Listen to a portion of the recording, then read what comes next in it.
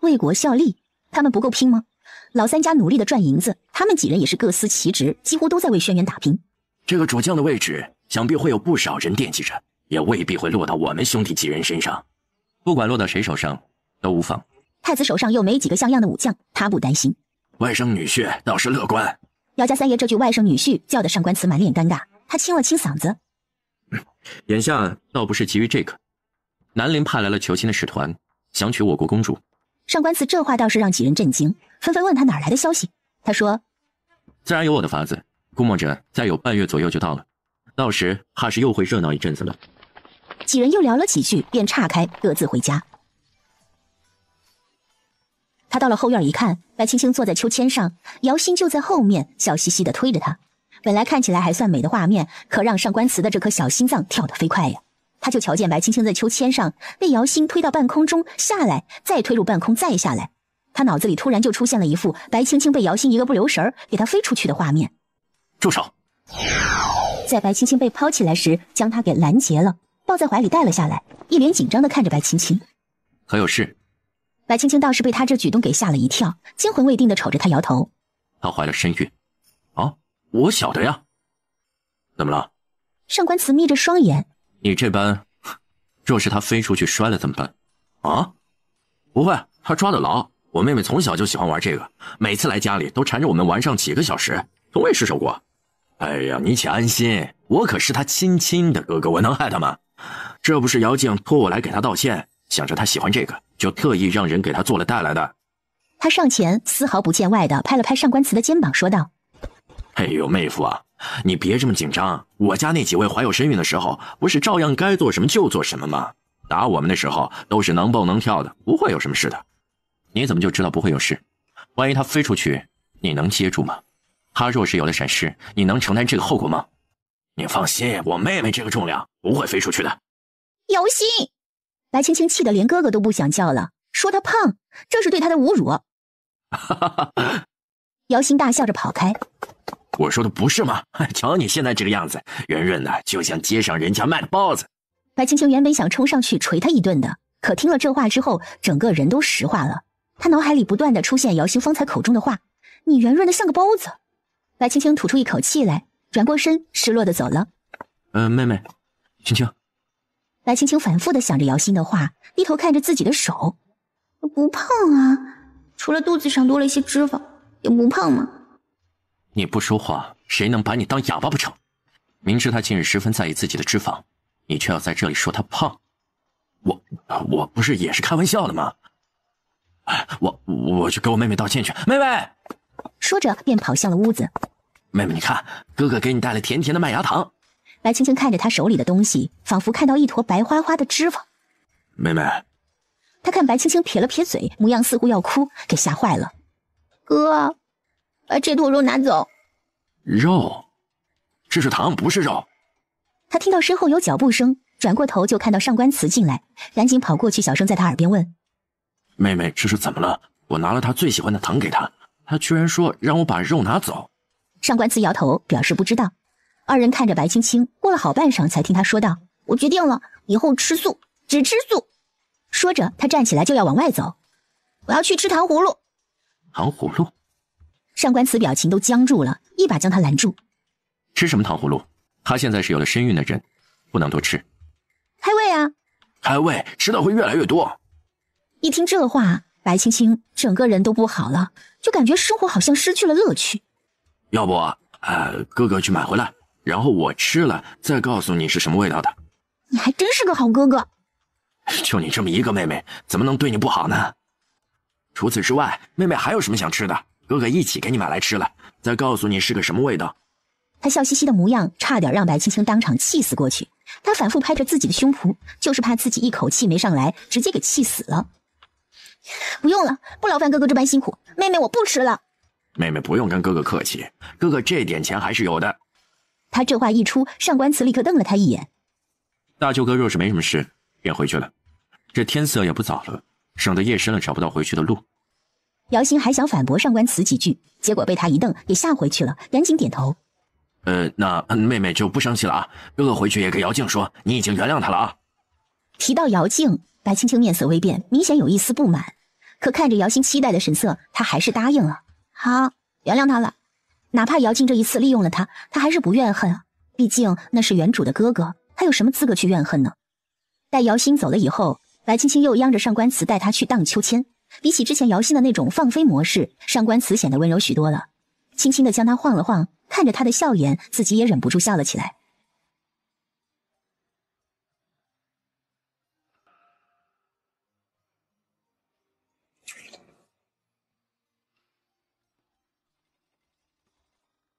大约过了半月有余，骆老过来给白青青诊脉之后，与上官慈说道：这前3个月小心些，切勿房事。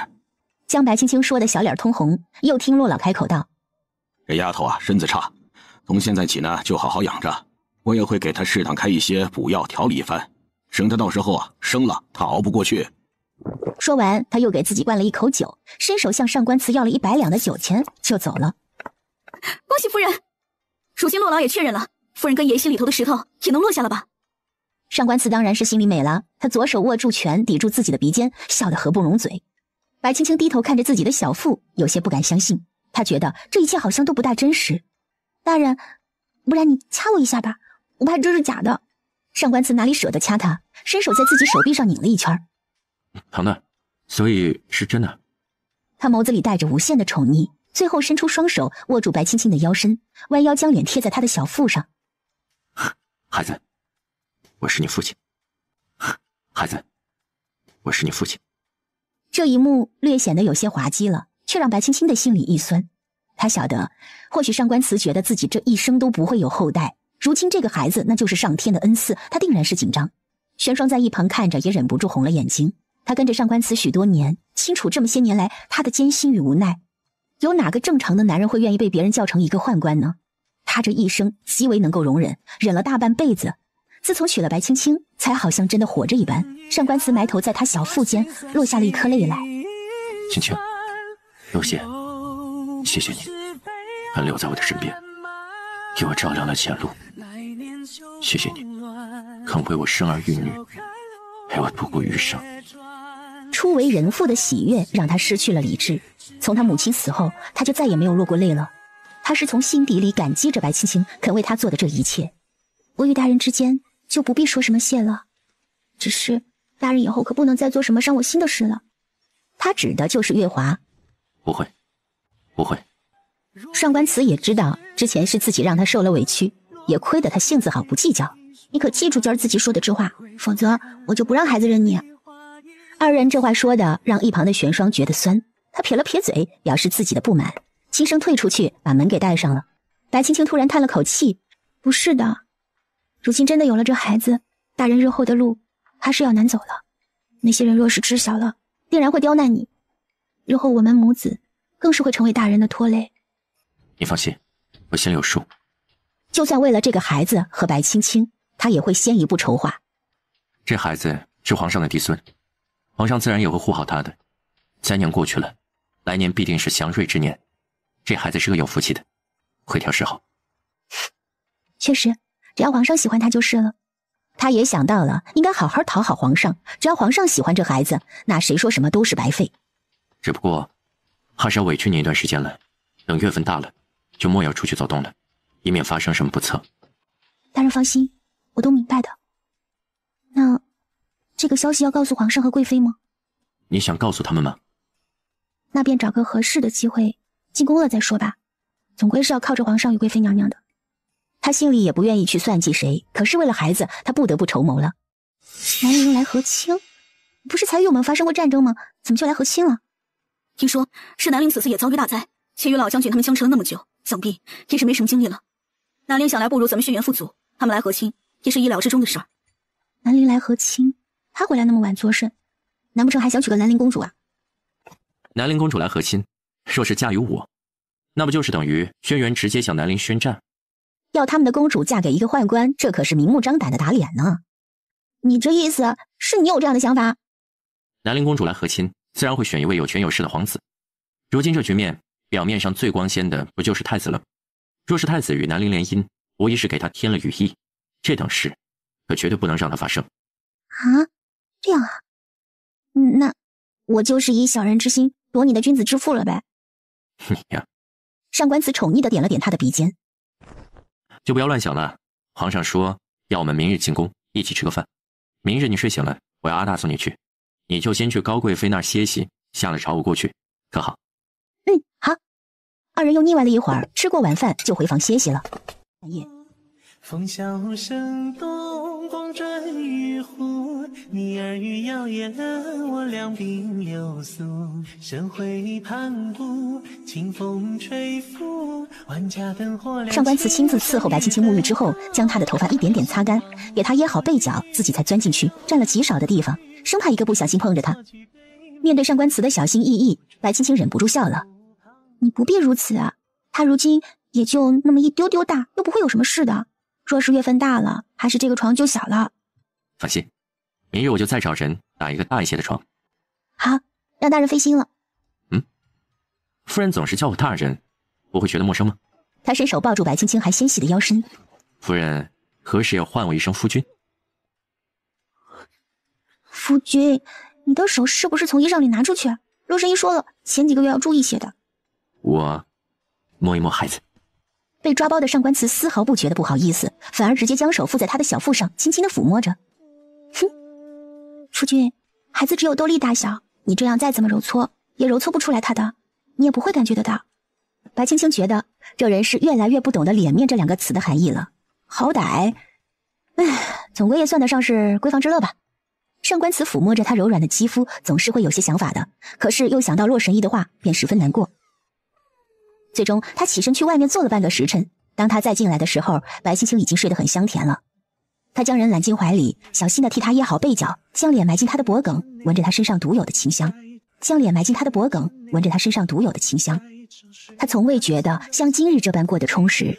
这个孩子的到来改变了许多事，也就更加将他和白青青的关系拉近了。还有姚家，这个孩子就像是个纽带，互相连接着他们彼此。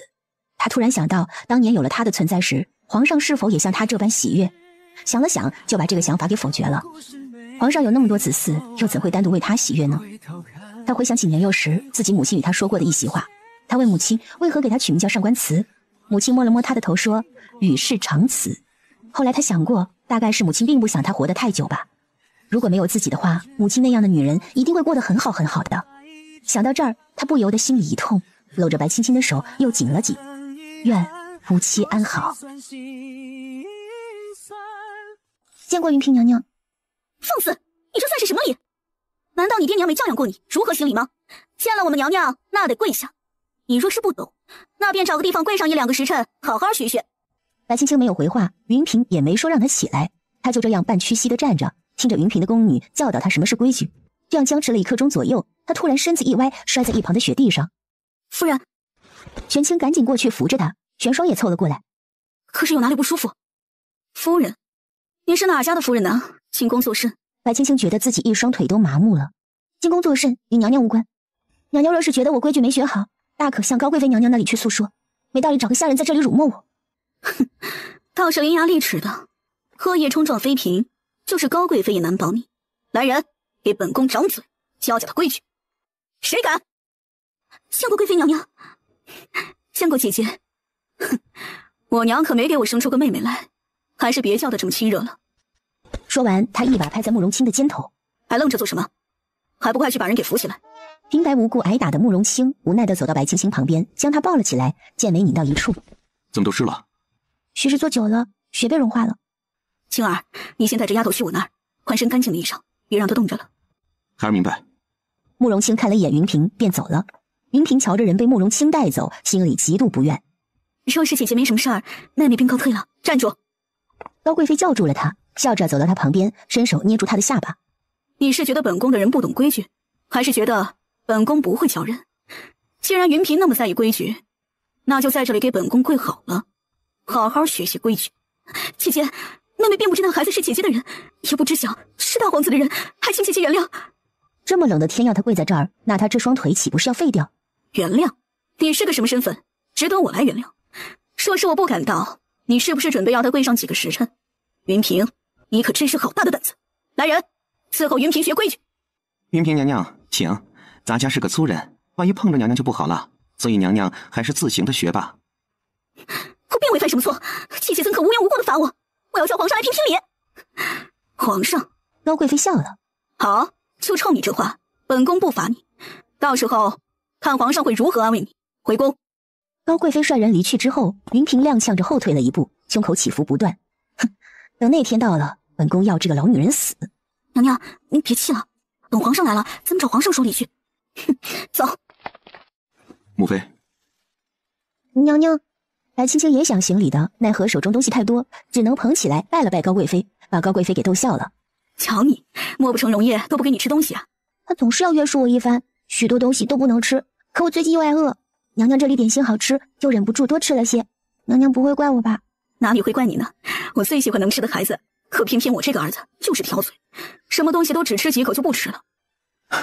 那我以后是不是也要找个像他这般能吃的女娃娃做媳妇啊？那你也得能讨到媳妇再说。如今南陵要来和亲，想必会在几个皇子里挑个合适的。你有没有什么想法？没有，也不清楚是哪位公主。再说，南陵能有什么好公主啊？得宠的会被派来和亲吗？不清楚是哪位公主。南陵一共就那么3位皇子4位公主，你方才都说了，得宠的不回来，那不就剩下那个下人生的2公主了？我告诉你啊，我不管你用什么法子，都得给本宫寻个儿媳妇回来，否则你也就不要进宫来见本宫了。慕容清汗颜，方才还说着南陵公主，怎么一眨眼就扯到她身上了？再说了，这媳妇儿哪里就是好找的？哼，没出息。后来可有找过大夫看看？有，大夫说这几个月要我注意些，我身子弱，得补补。高贵妃一听，眼睛都笑弯了，看得慕容清还以为她母妃癫痫了。好孩子，说是缺了什么你尽管来找我，别客气。不管怎样，这个孩子要护住了，知道吗？娘娘放心吧，等月份再大些，我就不出门了，免得惹出什么乱子。孩子？谁的孩子？你说谁的孩子？你的？可巧，他这话刚说出来，就被一旁来替云嫔送东西的宫女给听见了。那宫女进来行完礼，将手里的东西双手奉上。贵妃娘娘，我家娘娘方才多有冒犯，还请娘娘见谅，特意让奴婢来给这位姑娘送了些小玩意儿，赔个不是。东西我们收了，回头告诉你家娘娘，莫要再为难我们家孩子了。那宫女连忙应着，被打发了出去。云祥宫里的几人还不晓得自己已被算计上了。出了云祥宫，他赶紧跑到云嫔的宫里，将他听到的消息告诉云嫔。娘娘，你姑娘怀了大皇子的孩子。行了，也没外人，你就不用站着伺候了，坐下来一起吃吧。皇上摆了摆手，让李斯坐在自己旁边。那老奴就借了上官夫人的福气，也蹭一蹭这吃食了。公公哪里话？公公若是要这么说，我都不好意思动筷子了。他晓得李斯在皇上心中的位置。瞧瞧，这小嘴真甜，快尝尝，看合不合胃口。若是喜欢了，日后要小厨房做了给你送去。多谢娘娘。很好吃。别贪嘴。上官慈怕他一样东西吃多了，嘴吃挑了以后就不爱吃东西了，更怕他吃了什么不合适的拉肚子或者上火。原本还在夹菜的白青青听了上官慈这话，就把筷子缩了回来放下。我吃饱了。不知怎的，他最近有些烦躁，尤其是上官慈这也不让干，那也不让干，就连吃什么东西都要约束着。他喜欢吃，你就让他多吃些，不吃怎么能熬得住孩子的消耗呢？不过是吃了几口菜而已，难道朕会给你下毒吗？有些东西他没吃过，一下子吃那么多，万一出现什么问题该怎么办？上官慈说着，给他盛了一碗鱼汤。你喜欢的，尝一下。高贵妃见气氛有些差，便将白青青之前喜欢的梅花肉推给他。不是喜欢这个，那就吃一些。这肉太过于油腻，他还是少吃些的好，免得反胃。他始终是没有动一口梅花肉，尽管他喜欢吃。上官慈倒是给他夹了一些菜，他没吃几口，总觉得有一口气堵在胸口处，还没吃就饱了。是菜要不合胃口吗？怎么不吃？吃什么？吃什么你都要限制，做什么也都要约束，那不如不吃不做，还图个清静。他这话说完便有些后悔了，毕竟是在皇上面前有失言行。可他瞧见皇上偷偷地对他举起手，竖了个大拇指，便愣住了。这个手势，皇上为什么会懂？等白青青回过神，就瞧见上官慈盯着自己，更来气。看什么？我说的不对吗？反正心里就是憋着一股火，就想撒气。夫人，多吃点，这菜品相不错，肉质又软嫩，想必厨子也是用了心的，多吃些，以后孩子也会软软嫩嫩的。狗腿子，他真是不敢相信眼前认怂的是上官慈。不吃。尝尝吧，厨子辛苦做的，不知流了多少汗水，才做出了这么一碗出来，是娘娘要人特意为你做的，不要辜负娘娘的一片好心。睁眼说瞎话的本事见长。上官慈知道白青青心软，就故意将厨子们说的极为可怜，好博取白青青的同情心。他夹起来放进口中，满足的嗯了一声，眉眼都弯了起来。好吃。喜欢就多吃些，别想那么多有的没的。你若是现在不吃，过2个月就没得吃了，到时候呢，只能吃了吐，吐了吃。也希望这孩子能是个听话的孩子吧。我怀着阿青那会儿可没少遭罪，一天吃个10来次东西，却愣生生的往下瘦，吐了好几个月才好的。我也希望他是个能听话的。上官慈听着二人的谈话，陷入沉思。他脑海里似乎已然出现白青青吐得稀里哗啦的模样了，赶紧给自己灌了一杯茶压压惊，暗地里吐了口气。您别再将他给吓着了，还是个孩子呢。谁家的媳妇有了身孕不会吐一吐啊？又没什么大事。他咽了咽口水，看着自己父皇母妃盯着自己，就像那狼盯上兔子一般，吓得他赶紧闭嘴。吐得太久了也不好，对身体呢多少会有些损伤。青青，你到时候可要注意了，把身体照顾好。多谢大皇子。突然他想吃炸鸡了，咕咚一声咽了口水。可是哪里不舒服？不是，我想吃炸鸡，大个的。炸鸡那是何物？就是鸡裹上面粉，下锅炸透，再放上调味料。越说越想吃。李斯啊，去让厨房的人准备油酥鸡来。他望着白青青，神色有些恍惚，看着眼前这个女娃娃，思绪也有些飘离了。是。皇上看着白青青看了许久，开口道：儿媳妇啊，你随朕来，其余的人在这等着。说完起身往外走。白青青瞧着也准备跟过去，却又被上官慈给拦住了。有什么事不能在这里说？不该你知道的事儿就不要多嘴。皇上也是头一次露出严肃的神色，他冷眼看着上官慈。朕做事儿还轮不到你来质问。眼看着二人便要吵起来，白青青拍了拍上官慈的手说道：放心吧，父皇是疼我的。其实他心里也没底，也不知道皇上突然如此严肃做什么。朕不想问你是谁，从何处来，朕只想问你是否认识这个人。当他递给白青青的时候，吓得白青青往后退了一步。那照片还是一张彩色的照片，边角有一些磨损，看得出来是收藏着常年磨缩导致的。可那照片上的人，那张美艳的容颜，不正是大明星上官灵吗？上官灵，皇上，这是……你认识灵儿？皇上见他的反应，瞬间激动了起来，一双老眼通红，泛着泪光。你认识灵儿？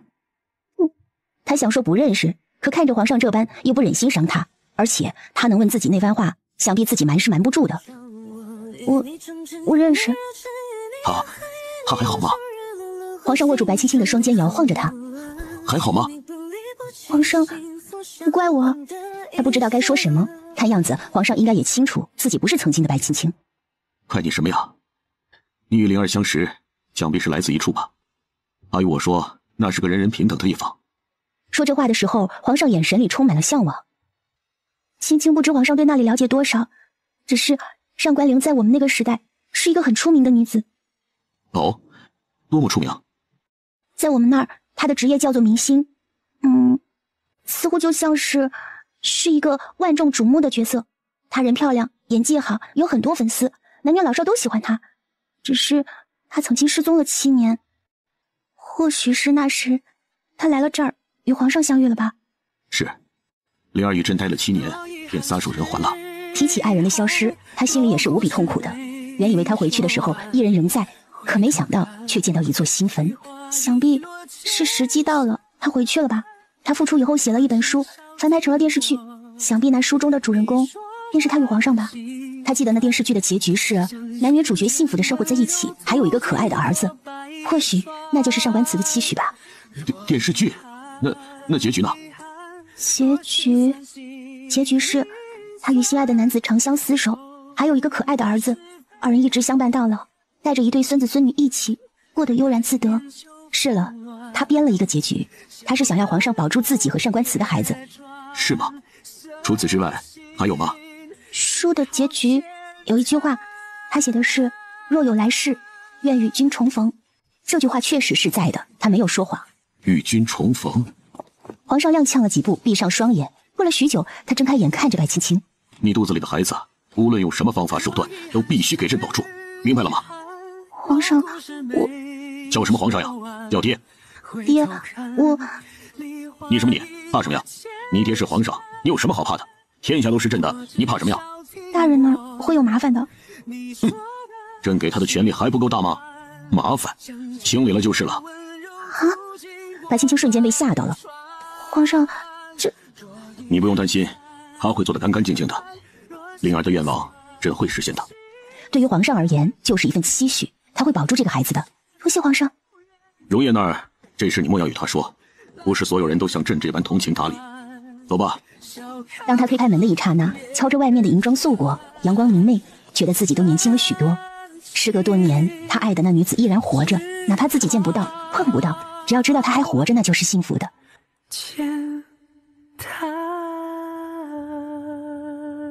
白青青随着皇上回来以后，上官慈冷眼看着皇上，过去将白青青领了过去，检查着她有没有受伤。瞧你这个德行，我能把她怎么样了？皇上看到这一幕，气得直抽。难免。上官慈当真一点面子都不给他，领着白青青落座。皇上若是有什么事，与我说便是。他年纪小不懂事，莫要为难他。哎呀，好了好了，瞧你们私底下见一面就这样。你们说的那是什么油酥鸡啊？都等半天了，青儿，快来尝尝。来来来，儿媳妇儿别客气。皇上过去伸手给他撕了一只鸡腿下来。来，多谢皇上。白青青接过来，放进口中咬了一大口，熟悉的味道让他满意的笑了起来。来来来，都别看着了，来吃。皇上倒是也不客气，伸手掰下另外一只腿给了高贵妃。容叶呀，这个孩子无论你用什么法子，都得给朕保住了，明白吗？无论是谁，都不能伤了这孩子分毫。一旁的慕容清和高贵妃对视了一眼，高贵妃心里明白，皇上很在意上官慈，以至于这个孩子他都是在意的。慕容清觉得是他父皇认为自己亏待了上官慈，所以想在这个孩子身上做些补偿。可这个无论是谁，也包括太子和皇后吗？这妮子得亏是嫁给了你啊，若是个寻常人家，怕是都养不起。大皇子之前还说过想找个像我这样的媳妇儿，如今这番话我怎么听都有些嫌弃的意思呀。啊，像你这般能吃的呀，怕是没几个了。哪个女子不注意她的身段，偏偏上官慈家的只注意她碗里的吃食。我娘说了，能吃是福。爹，还没吃饱呢。哎呀，吃那么多油腻的，一会儿该难受了，喝点汤根解解腻吧。你若是喜欢吃，回头我要厨娘过来学一学，想吃就做给你，别这么贪嘴，当心吃坏了肚子。好呀。学什么学？这是宫廷秘菜，想吃进宫就行了，我让人给你们做，无外传。确实，容颜，这么多年来，父皇可从来没让人做过这道菜，即便是宫宴上都没有。反而青青今日想吃就有了，想必也是不易制作呀。他好奇的是，为什么白青青说的炸鸡，皇上就能明白是什么呢？既然是不外传，那就算了。若是有时间，大人带着我来蹭吃蹭喝就好了。好。就是嘛，回去学还要时间，想吃了就来，也让人给你做。皇上看着上官慈的目光也慈祥了许多。容叶呀，没事多来宫里走走，也老了。他正视着皇上，瞧见他两鬓斑白，心里也有一丝颤抖。好，好。皇上欣慰的笑了。今日这时间呀，也不早了，回吧。孩儿告退。儿媳告退。臣告退。上官慈心里还是没有办法原谅皇上当年的所作所为，而皇上心里是有些难过的，但却什么也没说。这世上谁都有不得已的时候，身为一国之君的他，更是有许多的不得已，很多事都没办法去左右，就像他和上官灵一样。出了云祥宫，三人慢悠悠地走着消食。白青青就将今日云嫔想罚他的事儿给说了一遍。云嫔。上官慈看了一眼慕容清，对方立马就明白了过来，阻止他说道：父皇年纪大了，怕是受不了这个打击了。比起欺辱，我想皇上更愿意受这个打击一些。7日后，南陵和亲使团会到达轩辕，到时想必会热闹一番了。热闹？什么热闹？是会有什么花灯会什么的吗？比这个更加热闹，到时候我带你去看。慕容清一阵恶寒，有这么个坏心眼的弟弟，可怎么办呢？你可别带坏了他。突然，白青青腰间的金布掉到地上，正好慕容清坐在他左边，便弯腰替他捡了起来。白青青笑着道谢，而这一幕正巧被云嫔瞧见，他心中就更加确定这女子和慕容清关系非同一般。大皇子，上官大人。云嫔娘娘。白青青在一旁俯了俯身，也跟云嫔打了个招呼。嫔妾还以为是谁家的姑娘，长得这般水灵，原来是大皇子的人。云嫔上前褪下自己的镯子给白青青戴上。难怪大皇子不愿娶裴大人的女儿，原来是有这等佳人在。他慕容清的人。他瞧了瞧上官慈与慕容清，见二人都没解释，他也就没说话。云嫔娘娘说笑了，若是没什么事儿，我们就先走了。说完，扶着白青青离开，上官慈跟在二人身后。白青青并不知道，就这么一个举动，让她成了别人眼里的目标。到了一处没人的地方，慕容清才放开白青青，蹙着眉头问上官慈：“近日可是发生了什么？”“没什么异样。”“为何云平会觉得青青是我的人？比起我，你这个已经成家的人，不是更好的猜测对象吗？他竟然直接说青青是我的人。若不是近日有个什么风吹草动，那就是我母妃宫中多了些老鼠。”“你派人盯着吧，或许不是呢。稍后让人给娘娘带个信儿吧。”“既然他们这么觉得，不如二位到我府上一叙。”慕容清来了兴趣，想着将计就计，看对方到底想做什么。青青与你同归，我从密道里接她，看看他们到底想做些什么。好，那么跟我走吧，弟妹。慕容清倒是乐意，毕竟叫一声弟妹就能占个上官慈的便宜，何乐而不为呢？上官慈白了他一眼：“你先随他去，我稍后去接你。”“好，那你快点哦。”吃饱了，他就有些犯困，想睡觉了。“好。”“青青啊，你怎么就瞧上荣烨了呢？”“大哥应该去问他为何看上了我，哪里有那么多为什么？不过是两个人看对眼了而已。”“能入他眼的人可不多，我听闻为了你，他都将月华留在兖州了。”“大哥的消息倒是灵通啊。大哥，你是要替那月华姑娘打抱不平吗？”“哼，非也非也，我只是想知道你用了什么法子。他对荣烨有救命之恩，荣烨待他可是好得紧，怎么就突然间把人留在兖州了？”“他若是不把月华留在兖州，那我就会留在兖州。我若留在兖州，我爹娘晓得了，定然不会放过月华。与其说是他为了我放弃月华，不如说是为了保住月华的命。”“哼，真是个通透的人儿。”“青青，我来了。”他手里拎着一个汤婆子，递给白青青：“用这个暖和些。”“哼，好。我们回家吗？”上官慈点了点头。“跟你们回来的尾巴，你想怎样处理？”“随他们去吧，你不也是想知道他们到底打的什么如意算盘吗？既然都想知道，那就不管了，反正也不会有什么差池。青青少出去走动，他们想算计也算计不到。至于你，你不去算计别人啊，就烧高香了，也不怕他们算计你。”他抬头看着慕容清，这是人说的话吗？白青青掩嘴而笑，被上官慈拉走了。“有空记得来喝茶啊，大哥一个人闲得慌。”慕容清在他们身后挥了挥手，大声地喊着：“滚！”上官慈回头吼了一句，忙带着白青青去了后院，从密道回到了上官府。到了上官府，上官慈把管家叫了过来，他让管家在府中开始留意安插眼线，若有哪个心思不正的人，就直接赶出去。他不想到时候出现什么差池。上官慈让玄清烧了热水过来，他亲自伺候着白青青泡了脚，空档还跟他聊着有的没的。白青青就想起了慕容清问他的话，一时好奇，便问上官慈：“喂，你当初为何就放了月华姑娘在兖州呢？”上官慈给他洗脚的手一顿，抬头望着他：“怎么突然问这个？”关于月华，他始终觉得是自己亏欠了他。没什么，只是有些好奇，到底是什么原因，让你在我和月华之间选了我呢？你是不是怕我爹娘晓得，会一怒之下将他给杀了，所以才会将他留在兖州？非也。上官慈替他擦着脚，想了想说道：“或许曾经我与月华之间也有过期许，可那时的我终究是给不了他什么的。你也知晓我的身份，皇上也不会允许我娶一个歌姬。可能从前也会有男女之情的想法，可后来我……”他目光微微闪烁，随后开口：“便没有那个想法了。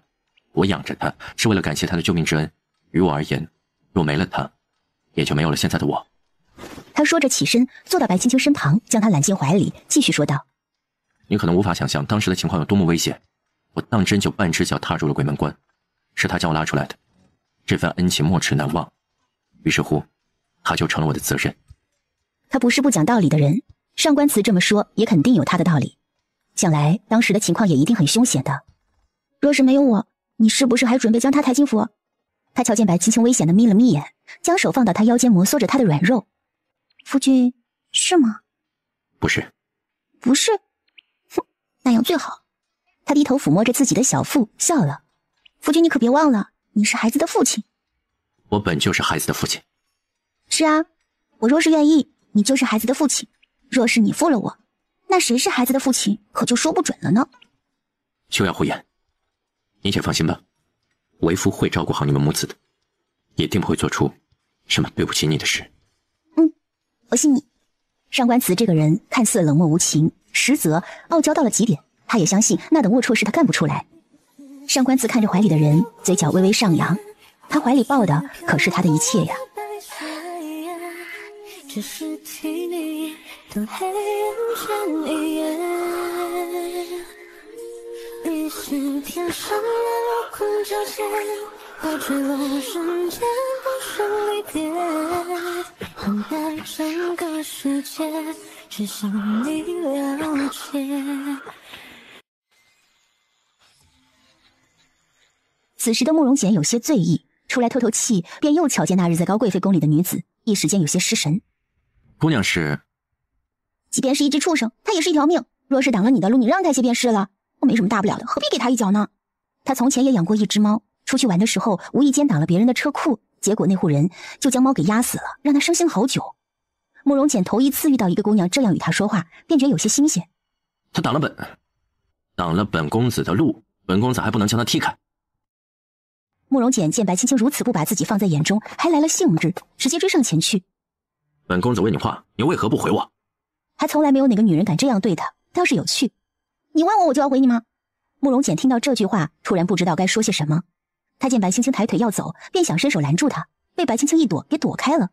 此时林渊正抱着一碟子吃食过来，看到慕容简在这里，连忙下跪行礼。慕容简一看是林渊，也就将手缩了回来。他想起来了，云嫔前2日与他说过，慕容清有一女子深得他和高贵妃的喜爱不说，还有了孩子，想必说的就是这人吧。他暗自握紧了拳头，有些不服气，凭什么他看上的就都是慕容清的？白青青看到林渊下跪，也就意识到这人身份不简单。林渊，帮我去拿些药，再烧些温水过来，这猫受伤了。林渊看了一眼慕容简，见对方点头之后才起来，就要将店门关上，谁知慕容简竟然抵住了门，随后推门进来了。你想做什么？本公子有些醉酒，所以出来转转，可外面实在是冷，就来暖暖。他看着白青青的模样，忍不住有些动心。尽管他清楚眼前的人是慕容清的人，还有了慕容清的孩子，可他依然想要得到。既然你不舒服，那便留在这里吧。说完，他跨出门口，刚出去就被慕容简给拉住。外面风大，姑娘不如进来一起躲一躲吧。你放手！你为男子，自古以来男女有别，还望公子自重。哼，慕容清的女人果然性子跟她一样的让人讨厌。太子殿下，你这般说，我不懂为何意。卿殿下为人正直，而且对任何人都极为尊重，莫非殿下是在夸奖我？哼，倒是伶牙俐齿，难怪慕容清与高贵妃都欢喜你。多谢太子夸奖。太子若没有什么事，我就先走了，劳烦太子爷松一下手。也不晓得阿大有没有注意到太子这儿，希望他能快点去通知上官慈过来。你想去哪儿？想去找慕容清？慕容简冷笑起来。慕容清有什么好的啊？他虽是大皇子，可本宫却是太子，将来就是皇上，跟着本宫不比跟着慕容清好吗？他伸手便向着白青青的脸颊上碰，那猫突然伸出爪子挠了他一下，痛得慕容简瞬间缩回了手，手上还冒着血珠。你混账，竟然伤了本宫！慕容简瞬间变色，抬手就朝着那只猫打了过来。白青青趁着太子松手，马上跑了出去。慕容简见他跑了，怒意横生，追了出去。一出来，白青青四下张望着，希望能看到阿大的身影，可这偌大的宫殿里没有一个他熟悉的影子。把那畜生交给本宫。看着慕容简一步一步的逼近，他心里愈发的慌张了。太子，他只是一只畜生，伤你也是无心的，许是他受到了什么惊吓才会这般的。哼，你都说了，他就是一只畜生，伤了本宫他就得死。说着就要过去抢白青青怀里的猫，白青青往后一躲，脚下一滑，一下子摔在地上。看来你是不打算将这畜生交给本宫了。慕容简走到白青青面前，就往她怀里探过去。突然，不远处传来一声怒斥：“逆子！”慕容简回头，就瞧见皇上与李斯疾步前来，一旁还有上官慈、慕容清。慕容简神色微变，上前行礼：“儿臣见过父皇，大哥，上官大人。”逆子，你想做甚？上官慈瞧着白青青趴在地上，双手握拳，面色无神的向前面跨了一步，就被慕容清挡住了。他看了一眼上官慈，过去把白青青扶了起来，柔声问道：“如何？”他不知慕容清这一举动是为何，总归会有他的理由的。方才我遇到这猫，奄奄一息，想着能遇到也是缘分，便想救治一下，让里面去拿了药。他没有继续往下说了。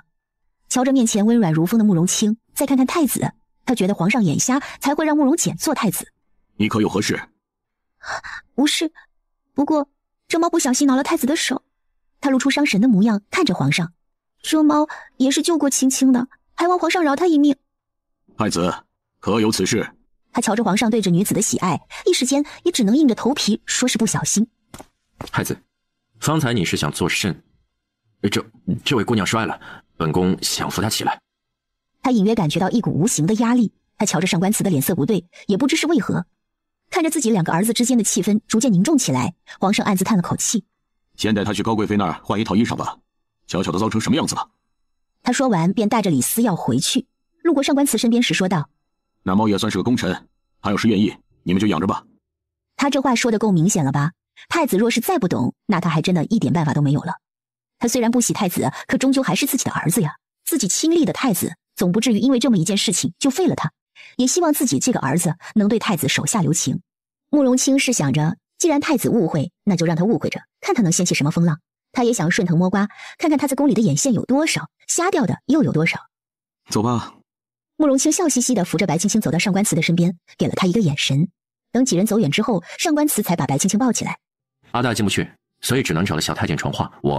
小太监传话要先传给李斯，李斯再禀报皇上。皇上突然震怒，他们还没有反应过来，就被皇上叫着一起出来。到了外面才清楚发生了什么。没事的，这小东西可帮了我大忙。大人，找个大夫给他瞧瞧吧。你放心，今日之事我会。不用，想必那日跟踪我和大哥回去的人就是太子的人吧？可太子是皇后的儿子，皇后是见过我的，太子又怎么会有不认识我的道理呢？就算他不认识，难道皇后娘娘不会说吗？就怕皇后根本就不知道他见过你。太子大了，皇后难免会有管不着的时候。皇后更不知道太子与云嫔私通了，若是她知道了，那肯定是要气死的。云嫔私通？白青青愣住了，难道那日是太子跟云嫔？可云嫔是皇上的妃子啊，这太子还得叫云嫔一声娘娘呢，这怎么就……父皇年纪大了，宫里年轻美貌的妃子多了去了，有的父皇甚至都没见过，总会有那些个耐不住寂寞的。更何况云嫔若跟了太子，等太子登基时心情好的话，也会给他一个好的归处，不是？难道等太子登基后，宫里皇上的这些嫔妃就要处死吗？我还是要安顿啊。做先皇的妃嫔哪有做现皇的妃嫔好呀？可云嫔算他半个娘，他怎好去收了云嫔做妃子？不是让人戳他脊梁骨吗？想必太子也是许了云嫔什么好处的，否则云嫔为何要冒着诛九族的罪与他私通？不过到最后，太子会不会兑现承诺，就无从可知了。你们不用回去吗？你们回不回去都无所谓。南陵此次来京是要将他们最受宠的公主嫁过来，可想而知，他们的目标一定就是太子。再说了，里面哪有外面清静啊？我们若是现在回去，定会有人旁敲侧击的想知道，我们与皇上出来到底发生了什么。现在回去，不就是给自己找不自在吗？你们就懒吧。不知太子接下来会做什么，你们二爷小心些，难保他不会做了什么龌龊事。大哥，你与二皇子是有什么过节吗？你指的是大过节还是小过节呢？还有大过节跟小过节啊？我是皇上的第一个儿子，我母亲又是皇上的宠妃，从她进宫至今将近20年从未变过，哪怕是皇后也不如我母妃得宠，所以太子他瞧不上我是从小就瞧不上我。从小呢，我跟太子没少磕磕碰碰，这过节呢也是一年比一年多，他想杀我也不是1天2天了，也都不算什么大事儿。他原以为慕容清当真是个云淡风轻、不食人间烟火的天上人，没想到也是个一肚子坏水的腹黑男呢。太子与你说了什么？上官慈过去将他抱到自己的腿上。他说什么了？白青青扑哧一声笑了出来。他说：“我跟着大哥，不如跟着他来的好。等皇上那什么了，他就是皇上。”他正好抬头，就瞧见上官慈阴沉的脸，一双凤眸都快眯上了。跟着他，他配？他想配钥匙呗。没想到是打的这个主意啊！如是这样，那他肯定是不会善罢甘休的。倘若他不告诉皇后，那就有意思了。慕容清与上官慈对视一眼，二人不知用眼神交流了什么。只见上官慈面色有些难看，慕容清哈哈的笑了2声。白青青看他二人用眼神交流，有些不解：“你们这是有心灵感应？”放心吧，弟妹，大哥会照顾你的。不过这段日子就得委屈弟妹跟我混在一起了。大哥的意思是？太子既然这么以为，我若是不顺了他的心，多不好呀。大哥想如何让太子顺心？今日你与我一同回府，再叫荣业从密道来接你。我倒是想看看太子想做什么。他心里有个猜想，却不敢就这样承认，只好将计就计。太子早晚都会晓得你是我的夫人，可我又是个宦官，你与阿青走得近一些，若再有了身孕，你猜太子会如何？会如何？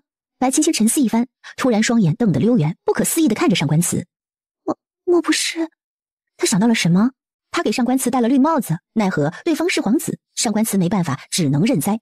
然后太子会找各种理由挑拨上官慈与慕容清反目，让上官慈替他铲除异己。想到了什么？抢你，脸色都变了。上官慈摩挲着他的小脸蛋笑了。你放心，无事。哼，你们的脑洞可真大。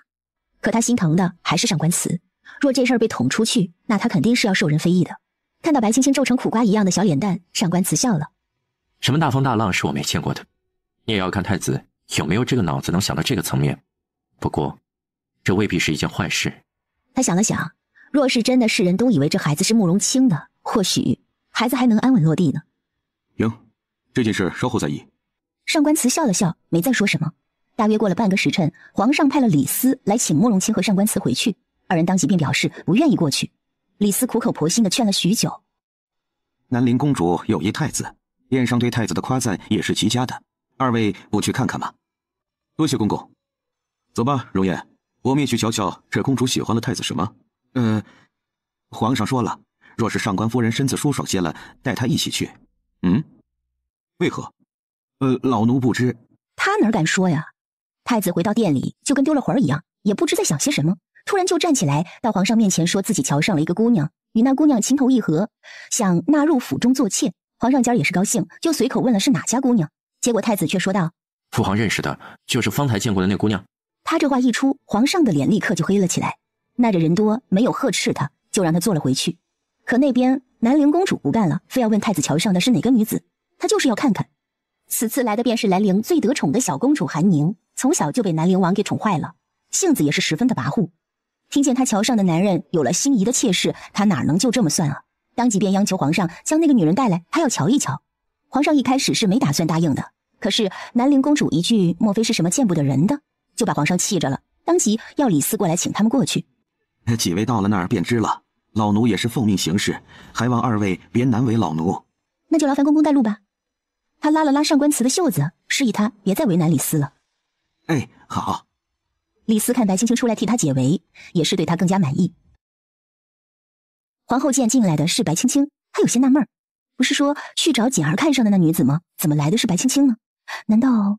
皇后似乎也反应过来，她瞬间就看下自己的儿子，就见他和慕容清二人相视而笑，笑里藏刀，突然也就放心了。难道这就是太子看上的女人？哼，还以为是个什么样的货色，原来是个病秧子。莫非南陵的女子都是按货色算的吗？是我孤陋寡闻了。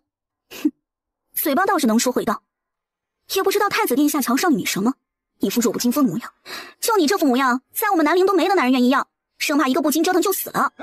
他这话说完，南陵的使臣们皆是出声大笑。放肆！宁公主怕是吃酒吃醉了，说话还是注意些好。你面前这位可是已为人妇的上官夫人。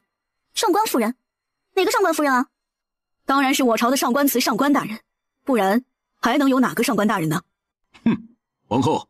皇上哼了一声，才使得皇后闭上了嘴。皇后抿嘴一笑，不再言语。她想要的目的已经达到，也无需多言。她要是太子，听到皇后的话之后，满脸错愕的神色盯着白青青。他忽然明白了过来，上官慈的心腹不就是白江的孙女儿，而白江的孙女儿正是姚晃的外孙女。那此人不就是传闻中的白青青吗？那个痴傻的白府二小姐。可今日一见，并非是传闻中的那般不堪啊。他脑子有些混乱，接连灌了自己好几口酒。上官大人，哎，想必上官大人的媳妇也是个能耐得住寂寞的，哪像我们南陵，可从没哪个女人愿意嫁给一个太监过日子。白青青赶紧抬眼望着上官慈，在他脸上瞧见了无所谓的神色之后，这才松了口气。宁公主也是未出阁的姑娘家，怎就晓得什么是寂寞？我与我家大人日子过得极好，公主就不必担心了。白青青气不过，就对了回去这么一句。他话音刚落，韩宁抽下腰间的鞭子，冲着白青青就甩了过来。上官慈果断出手，将手中的酒杯掷出，打在韩宁的手腕上，痛得他将鞭子丢在地上。兰陵的使臣见状，大惊失色。上官大人这是为何？突然出手伤了我家公主，若是公主玉体有损，你担待得起吗？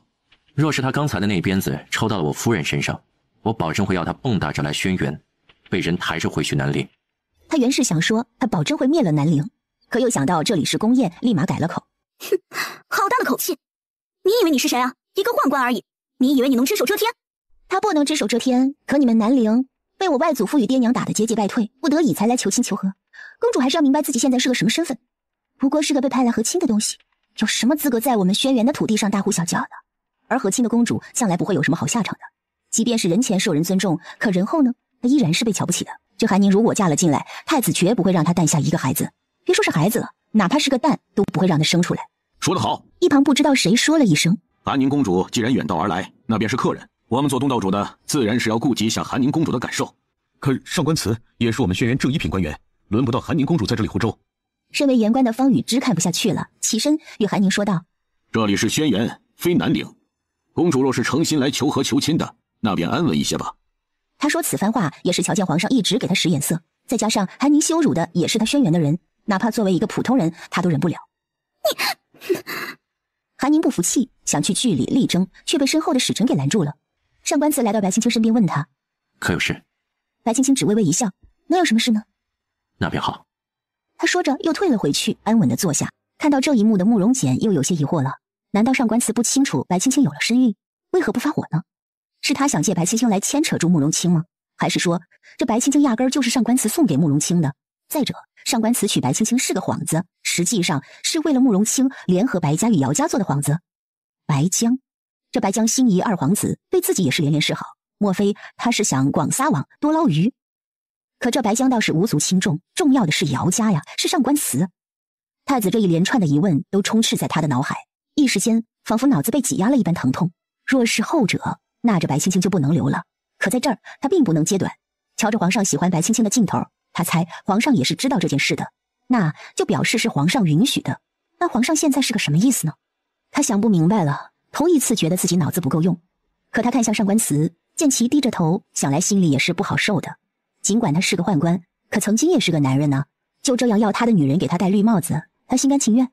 无论怎么样，慕容简都觉得上官慈心里会有芥蒂，只要人心里有了不满，他就可以将其扩大，使其为己所用。就在慕容简想了些法子，得意洋洋之时，上官慈在一旁低头想着方才韩宁说的那一句：你就是太子想娶的女人。哼，主意打到了他的女人身上啊。他想着就凭借太子这几年做的那些事够到能让皇上废了他。仔细想了想，想着哪几件事加在一起能让皇上动怒废掉他，想来想去也没什么太大的过失，那要不还是杀了他吧。这想来想去啊，这个结果是最合适的。于是他抬头看了一眼慕容简，见他正在盯着自己，还一副愁容，那眼神里还有些许的可怜。他在可怜自己吗？连个正妻都没有，连个蛋都没有的男人，他可怜自己？上官慈眉宇间流露出一丝怒意，可在慕容简的眼中，上官慈是蹙起了眉头，仿佛更加难过了。若不是这里人多，慕容简可能都会直接过去安慰上官慈。慕容清在一旁看着二人眉目传情，不觉得咬了咬下唇。难道荣烨是想揍慕容简？他若是想揍慕容简的话，那么自己就去帮一把，等上官慈动手的时候，自己给他递个刀。不行，那就是谋杀了吧。反正也是想要他下位的，就算是谋杀，也算是个正常的经过嘛。慕容清瞧着上官慈和慕容简对视，自己则在一旁在心里盘算着该如何把慕容简干掉。白青青看着他们三个男人在一旁眉目传情，忍不住干呕了一声，引得一旁的韩宁几位姑娘相望。韩宁冷笑着看着他：上官夫人莫不是肚子不舒服，怎的就干呕上了？还好上官大人是那样的身子，不然还以为上官夫人怀了呢。我不过是一时身子不适罢了，求公主说的，似乎对运势这等事很是了解。公主还未出阁，这等话就不要挂在嘴边了，省得不知道的还以为公主已为人母了呢。她虽然不在意自己被别人怎么诟病，但是谁也不能议论上官慈。她的男人她都没舍得说上几句，凭什么让外人来说？我与大人乃是情投意合，虽然大人身体欠佳，却极为疼我的，公主呢也无需替我担忧。既然是来和亲的，不如公主就好好看看在座的，有哪位好儿郎能入得了公主的眼，好好挑上一番，这才是公主要做的。你，本公主的事轮不到你插手。公主多虑了，我并非是想插手公主的事，而是怕公主误了自己的终身大事，毁上一辈子啊。轩辕并非南陵，公主还是收敛一些自己的脾气比较好。有了皇上对自己孩子的宠爱，她白青青怕什么呢？真不好意思啊，公主，青青年纪小，不懂事，若是说错了什么，公主勿要见怪。一旁的皇上笑了，他瞧着白青青的机灵劲儿，也放了心。原以为白青青年幼不懂事，怕她说话就止不住会惹出什么麻烦，结果这妮子就碍着自己年幼，用自己年纪小不懂事这个茬儿就给圆了过去，还真是个鬼机灵。皇上，这时间也不早了，不如要大家一赏歌舞就散了去吧。高贵妃瞧着白青青脸色愈发难看，期间几次忍着没让自己呕出声来，心疼得很，才开口道：也是。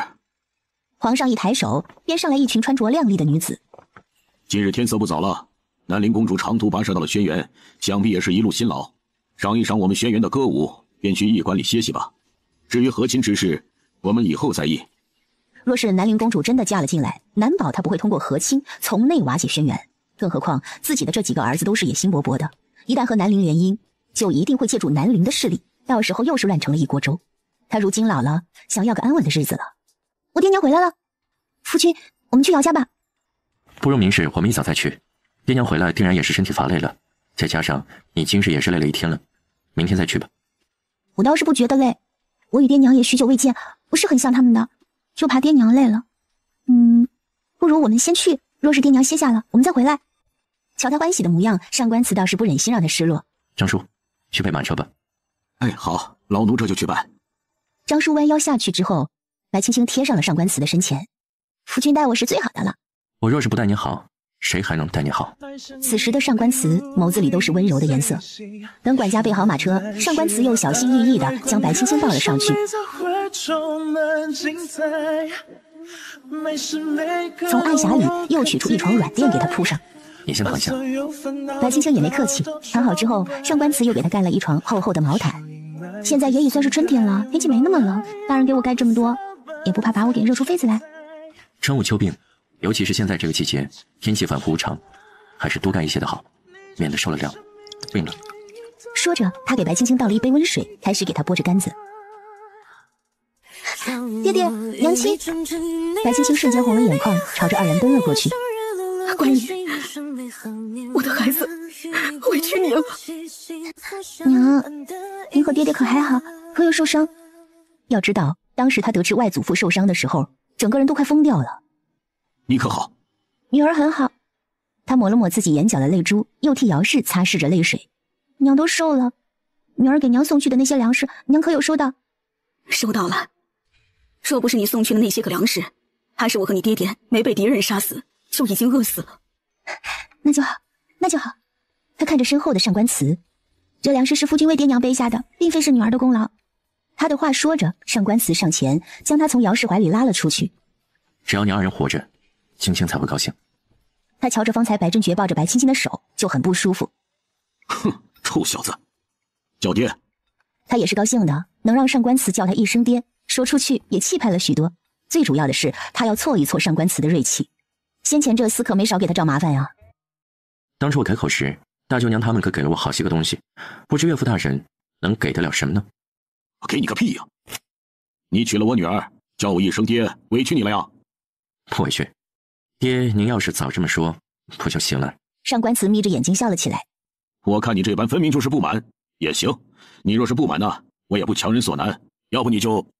爹，这有什么不满的呢？您是青青的父亲，自然也算得上是我的父亲了。爹，这都过去多久了？都大半年了，怎么你一回来就想着要我和离？我若是真的与他和离，那我肚里的孩子要怎么办？这孩子出生就没了爹爹，受人白眼一辈子吗？孩子？哪来的孩子？谁的孩子？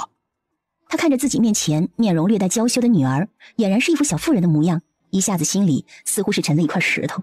他的女儿有了孩子。孙子！白真觉抬脚过去就是一脚，被上官慈给躲开了。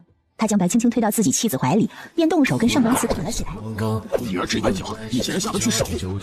白真觉一招一式都毫不留情，丝毫不像往日里那个文弱书生。爹爹，白青青想要去劝架，却被姚氏拦住。我的青儿也是大人了，转眼间都要做娘了。这些年，娘都没能在你身边，也是事出有因。孩儿，你莫要怪娘亲。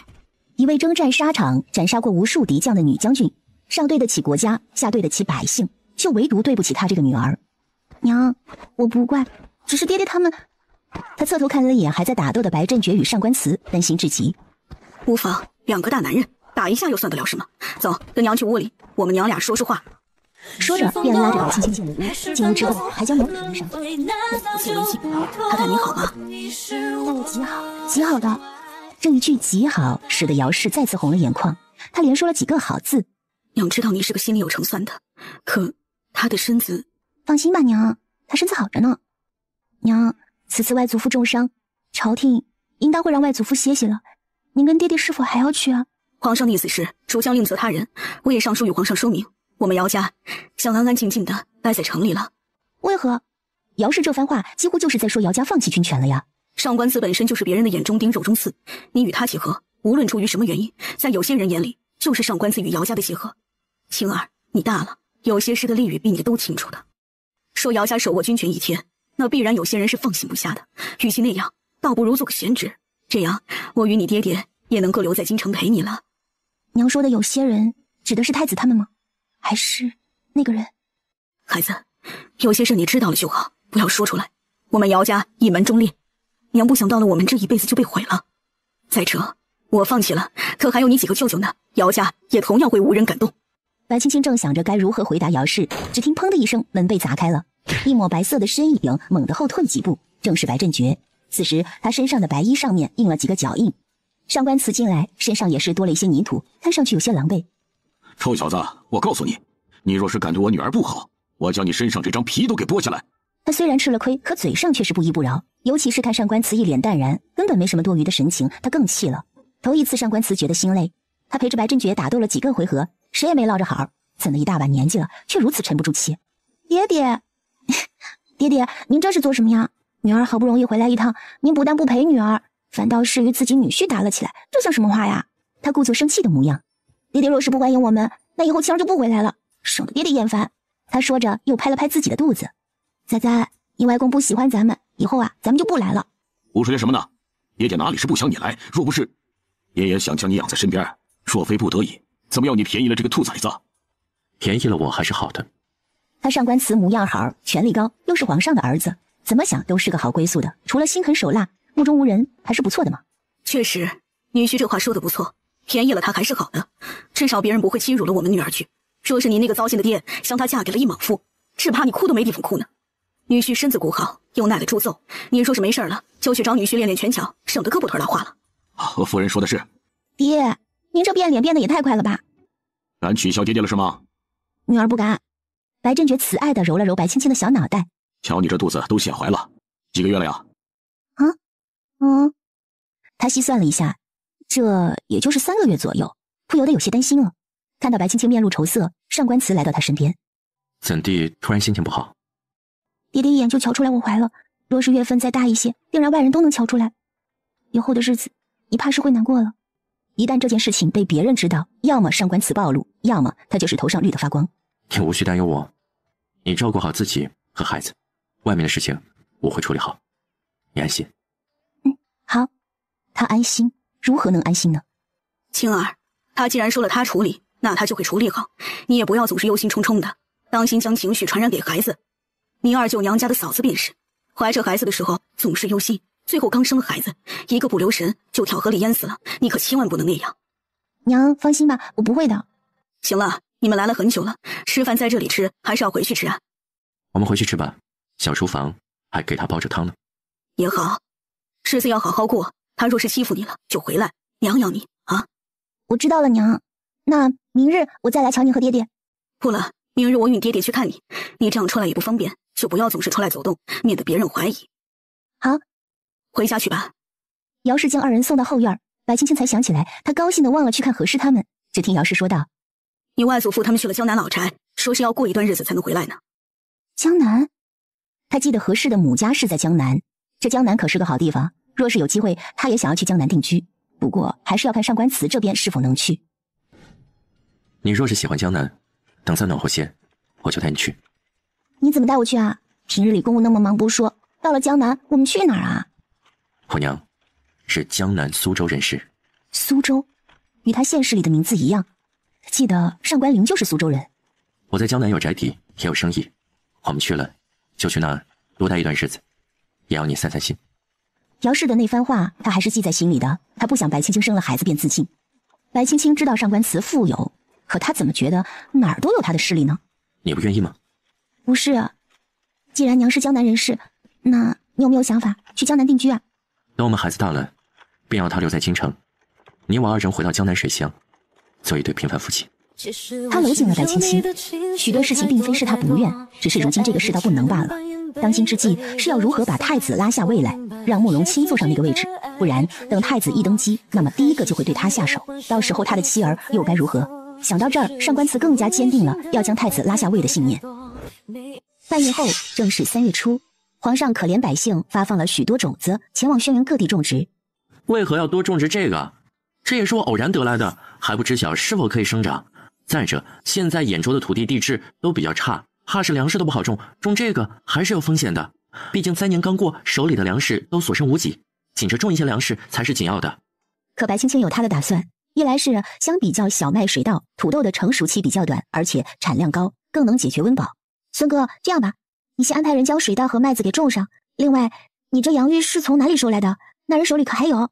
有，还有不少呢。这东西都没谁见过，我也是好奇，想着你肯定也会好奇，便带回来了，给你瞅瞅。得亏你带回来了，你去都把它买了，有多少买多少，送到庄子上。再跟孙叔说，要它切成小块，用水淘洗，盖上一层沙土，让它发芽。等到发芽之后，全部种上。这东西不挑土地，只要水分充足就好。回头庄子上再多打几口井，浇水就方便一些了。白青青见孙岩一直看着他，便问：“孙哥，怎么了？”没什么。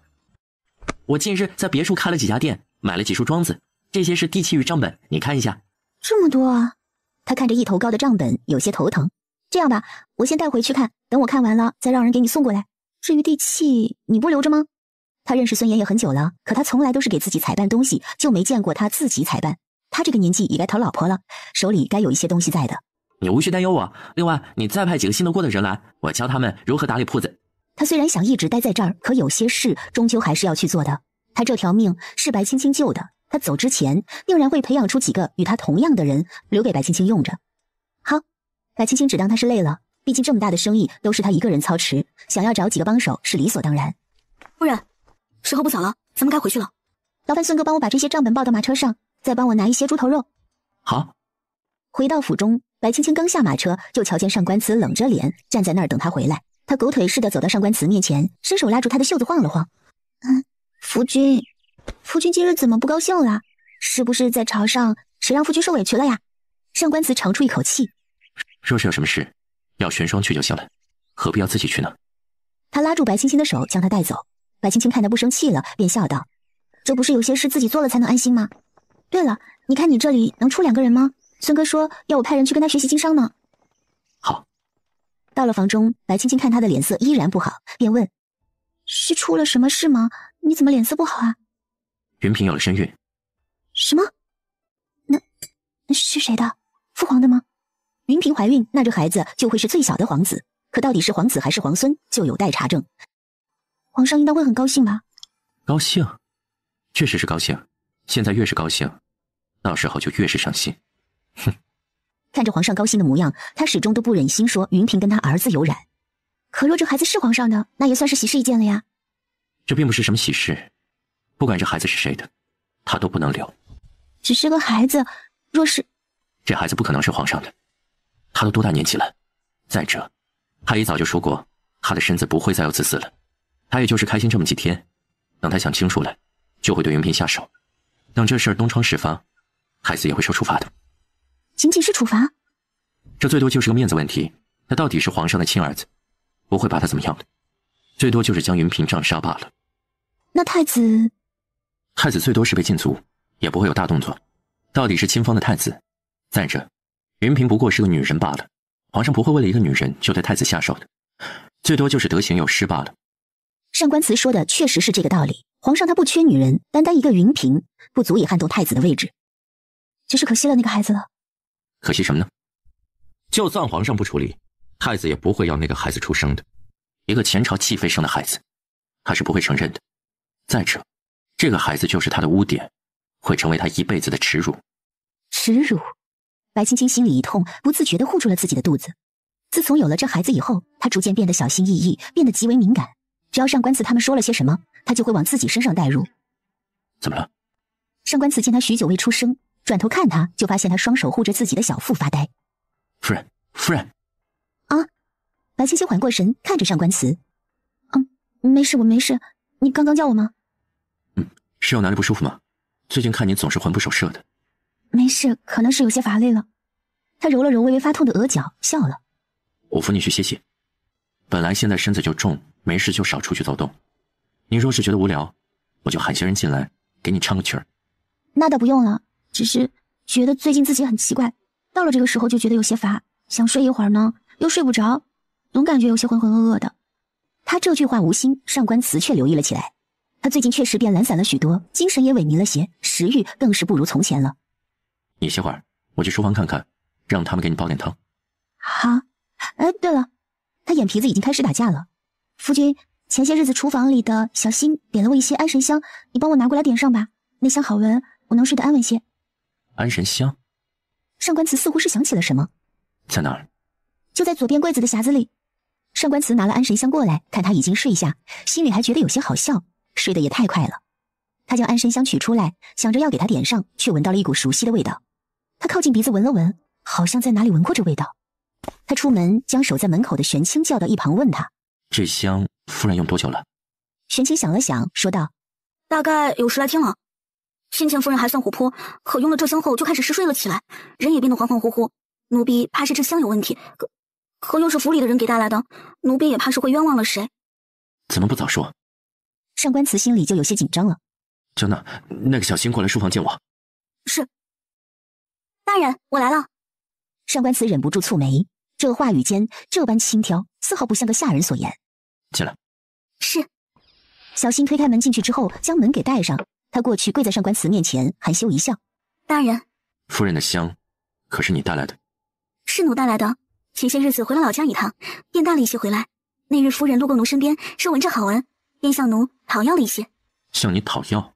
上官慈看着他，似乎是有些眼熟，却想不起来在哪里见过。是，夫人很喜欢这味香，奴身上有带，不如给爷点上。看到小新的容貌，上官慈有些错愕。他平日里对下人并不怎么关心，都是管家和白青青看管的。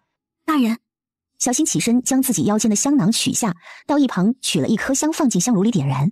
这香有凝神静气的作用，大人不妨。他这话还没说完，门被砰的一声踹开，慕容清站在门口，身后还带着几个人。把这个女人抓起来！上官慈还没反应过来，小新就跑到了他身前。大人救救奴！说着就想往上官慈怀里钻。一袭香味传来，上官慈神色有些恍惚，就在要伸手的一刹那，瞧见了一袭亮丽的身影，立刻将小新给拍了出去。夫君好兴致啊！不知为何，瞬间他就觉得鼻尖有些酸，想哭。说完，他转身就走了。夫人！上官慈惊慌失措地追了出去。夫人！他追上白青青，将她拉回来，紧紧地抱进怀里。夫人！他也不清楚自己是怎么了，突然就一瞬间失神。怎么？那女子漂亮是吗？忍不住寂寞了是吗？白青青拍着他的手，松开。夫人，并非是你看的那般，我不知道。我来告诉你吧。慕容清命人将那女人给捆了起来，又走过去，伸手在她脸上摩挲了几下，突然一用力，撕下了一张人皮。玉华，长公，玉华想你了。玉华只是想见见长公啊，别无他意。这是怎么回事？他为什么会在这儿？白青青踩了一脚上官慈，从他怀里出来，握紧了拳头，胸口不断起伏着。上官慈，是不是你将他接回来的？不。上官慈刚开口，就听月华打断了他的声音。就是长公接我回来的，怎么，你心里不舒服吗？你这个毒妇，拆散了我和长公！听着月华的叫骂，白青青只觉自己头脑有些迷糊，看着眼前的事物也逐渐的模糊了起来。夫人，你没事吧？夫人！上官慈上前，却被白青青躲开了。他看着眼前的上官慈，似乎变得陌生了起来。他现在整个人都感觉轻飘飘的，大口大口的喘着气，不知道该怎么办。夫人！上官慈上前，试探性的接近他，看他不再抵触自己，便将他拉进怀里。夫人，我也不晓得为何月华会在这里，我没有。头一次他觉得有些委屈，似乎也能想到自己冤枉他的时候，他心里该有多难过。你们，我不知道他为何会在这里，夫人。上官慈面露难色，他是真的不知情啊。你不知。白青青觉得有些头疼，她总是想睡觉，在上官慈怀里晃悠了几下，便倒下去了。夫人！上官慈喊了一声，将人抱起来。去叫洛神过来。说着就抱着人回到屋里，将人放下，让阿大去叫了玄霜回来守着白青青。他出来，来到慕容清的旁边。这是怎么回事？长公，你已有半年未见月华了，难道就不想念月华吗？月华辛辛苦苦从兖州回来，一路上几经生死，长公难道就不担心月华吗？就你话多，你自己做了些什么，需要我来说吗？月华不懂你在说什么，我只是想见长公啊。月华挣扎着想从慕容清的手下手里挣脱出来，却被抓得死死的。阿青，你先去看看青青吧，那香里有些问题。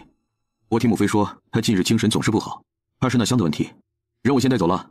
至于这件事，等青青好些了，我与你详谈。说完，他看了一眼月华。走吧，月华姑娘。月华见上官慈并不想帮他，冷笑了一声，反手给了慕容清手下一掌。这突如其来的变化让慕容清的手下措手不及，被月华拍出去好几米远。见月华转身要逃，慕容清一个闪身上前抬手敲在月华的后颈，将他敲晕，丝毫没有留情。他会武功。上官慈从前一直都未曾发现月华会武功，而且身手还这么好。他会的东西可多着呢，用玄铁链给他绑了，若是还想逃，把他脚筋挑断，你该不会心疼吧？这是怎么回事？他为何会在这里？为何？为你孩子的命。我一直好奇，当年你就那样把他带了回来，就没让人去调查一下他的身份吗？查了，与他所说无异。你派谁去的？一个提起，后来战死了。确定是死了？他当时被敌人一箭穿心，当场死亡。上官慈的眉宇间露出疑惑的神色。到底是怎么回事？这事儿，你说你们呢？啊，天天没事就知道折腾我老头子。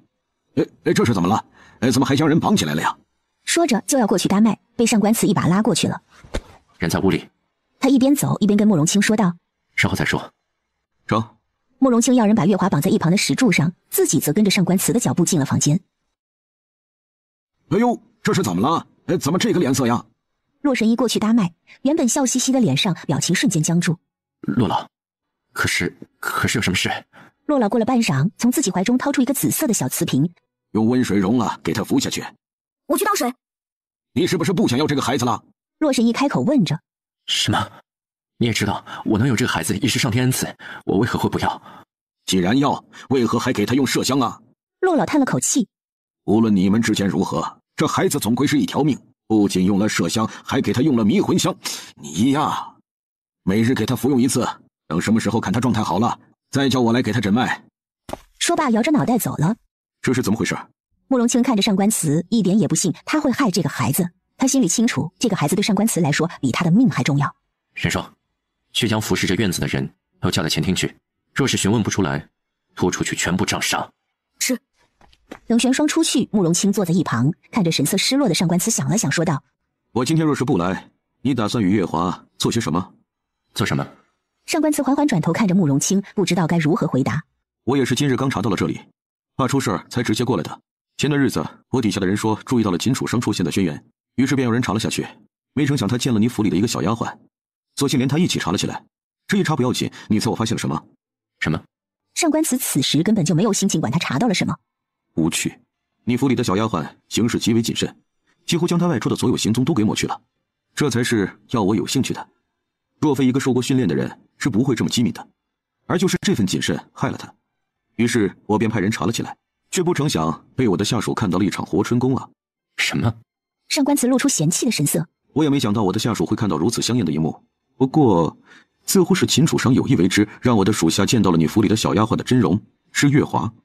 之后呢？之后，慕容清还以为上官慈会难过一会儿的，没成想对方依然没什么表情变化。之后我便派人去兖州追查了月华，在兖州我的人见到了另一个一模一样的月华，我的人在那里蹲了半个月有余，才发现那边的月华是假的，于是他便赶回来告诉我。得知这个消息后，我马上就来找你，谁知道就看到了这样的一幕。秦楚商。上官慈眼里露出了杀意。我知道了。那这人你还要吗？要活的还是死的？他回想起过去的种种，心里不断的涌出怒意来。若月华是秦楚商的人，那一开始便是秦楚商安排在他身边的一枚棋子。这么多年了，他居然一直都没发现，还处处对他极好。这种被人当作傻子的味道，他上官慈也算是尝到了。若是青青与孩子无事，便留他个全尸吧。上官慈抚摸着白青青的小手，摸上去感觉都瘦了。既然你都这么说了，那我就不客气了。关于秦楚商那边的动向，你也该派人留意起来了。他的存在就是一个祸害。如今我们又抓了他手里的一枚棋子，他一定会派人来灭口。哎呀，我先回去了，头疼。慕容清最近也是累，摆了摆手说道：“云嫔那新得了一味安神香，与你们房间里的味道一样。你这个让人操心的孩子呀，该出场点醒父皇了。毕竟，云嫔也有可能参与了这件事儿，你的孩子也可能差点被云嫔给害死。走了。”他只管说完就走，丝毫不管上官慈的心里是否难过。云嫔。上官慈将手握成了拳头。阿大进来。爷，您吩咐。在这守着夫人，若是有谁乱闯，格杀勿论。他说完，身形一闪就到了院子里，留下阿大在屋里有些凌乱。他瞧着自家爷要杀人的模样，长叹了口气，搬了个凳子坐到白青青身旁，将佩剑靠在床头守着。而这边上官慈一路进攻，到了皇上的太极宫，那张脸黑得要命。一旁跟李斯下棋的皇上见到上官慈这副模样过来，心里咯噔了一下。这是谁又惹到你了呀？来，吃杯茶，去去火气。都是要当爹的人了，还动不动就这么大的火气，也不怕伤着肝。伤肝？我孩子的命都差点没了，我伤个肝又如何？什么？孩子怎么了？可是发生了什么？我爱命大，死不了。皇上，不知道云嫔娘娘现在何处？云嫔自然在她的寝宫里养胎，你找她做甚？你的意思是云嫔她……微臣只想知道云嫔在何处。他站起身走到皇上面前，继续开口。微臣今日家中偶遇一故人，是秦楚商的属下，他差点害得微臣妻离子散。不凑巧的是，这位故人与云嫔娘娘有着说不清道不明的干系。事情到了这个地步，他上官慈就会睁眼说瞎话了。哪怕月华与云嫔没有半点干系，他都会说出来一点关系的。秦楚商的父亲秦阳是轩辕第一魔教的教主，当年他娘就是因为被秦阳重伤后体内内伤久久不愈，后来不治而亡的。他跟秦楚商从小便是敌人，如今秦楚商竟敢伤他妻儿，那他就是找死。荣烨呀！皇上看着上官慈脸上的神色逐渐变得冰冷，浑身也跟着散发出些许寒意。他有些心疼，这是他最小的儿子，却是受苦最多的儿子。明明他就是皇上，拥有全天下，可唯独不能叫眼前人一声孩子。皇上，这孩子是我的第一个孩子，可能也是我唯一的孩子。无论是谁，只要敢动这孩子，我都会要他下去，跟他的祖先团聚。上官慈正视着皇上，眼里有着皇上从未见过的坚定。他闭上双眼，许久之后又缓缓地睁开眼睛。那好歹也是你的弟弟，你……皇上何故就认为他是我的皇帝？上官慈这话给了皇上一个信息：我上官慈承认我是皇子，可我却不承认他是我的弟弟。荣烨，皇上高兴极了，这么多年了，他终于承认自己了。皇上，微臣偶的消息，云嫔娘娘与太子私通。他这话说完，就看皇上脸色突然一红，李斯赶紧过去给皇上顺气。皇上，您别生气，太医传太医。不用。上官慈上前掏出护心丹给皇上服下，等他看起来顺气了一些，继续说道：您年纪大了，有些事我也是睁一只眼闭一只眼，不愿意说出来。可这件事，我不希望您被蒙在鼓里，给自己的孙子做父亲。皇上听着上官慈的话，迟迟不语。李斯一边给皇上顺气，一边冲上官慈摇头，示意他不要再说。可上官慈是谁？只要他认定了，别说李斯，天王老子来了都没用。皇上，您意下如何？如何？你说如何？如何？逆子，逆子啊！他骂了2声，突然猛烈咳嗽起来。李斯吓得赶紧过去给他顺气。皇上，您息怒，您息怒呀！息怒！皇上扭头将怒火撒到了李斯的身上。你这个没根的东西，你懂什么？他骂完，李斯整个人都僵住了。他跟了皇上这么多年，从小就伺候他，这是他头一次这样骂自己，说是不伤心是假的。可李斯还是挤出来一丝笑容。是，奴才是个没根的东西，不懂皇上的苦楚，可皇上也要保重龙体呀。事儿已经出了，皇上再怎么样都于事无补了，身体要紧呐。听李斯这样说，皇上心里的气也去了一半。他清楚，在这皇宫里面，李斯才是那个最关心他的人。这个老太监跟了自己大半辈子，自己却说了那样的话，去伤他的心。李斯呀，给朕倒杯茶吧。其实他心里也明白，自己去云嫔那儿也不过是喝个茶，只是那一次喝了些酒，自己什么都不记得了，怎么就会有了孩子呢？他也是一时高兴昏了头啊。你可有证据啊？看皇上想要什么样的证据了。皇上想要什么样的证据，臣都会为皇上拿出的。皇上看了他一眼，给朕滚！你这话说的与放屁有什么区别？混淆皇室血脉是诛九族的大罪。荣烨呀，这话可不能乱说，罪名也不能乱扣的呀。臣从来不会给谁扣那莫须有的罪名。向来是啊，我说他有罪，他就有罪。你的证据呢？皇上是想看云嫔娘娘的证据，还是想看太子殿下的证据？皇上是想看太子与云嫔的证据，还是想看太子与秦楚商的证据？逆子，你给我闭嘴！皇上好不容易缓过来一口气儿，差点又让上官慈给他气回去。李公公，给皇上来杯菊花茶，败败火气。你个逆子呀！皇上恨不得上去咬他2口，直恨得牙根痒。皇上想如何处理？上官慈突然变了脸，看着皇上。臣要云嫔的命。朕要看到证据。臣怕你接受不了。说完便出去了。皇上看着上官慈的背影，一下子瘫在椅背上。皇上，你要保重龙体呀。李斯呀，你说朕是不是老了呀？皇上靠在椅背上，双眼空洞。他不生气是假的，不震怒也是假的。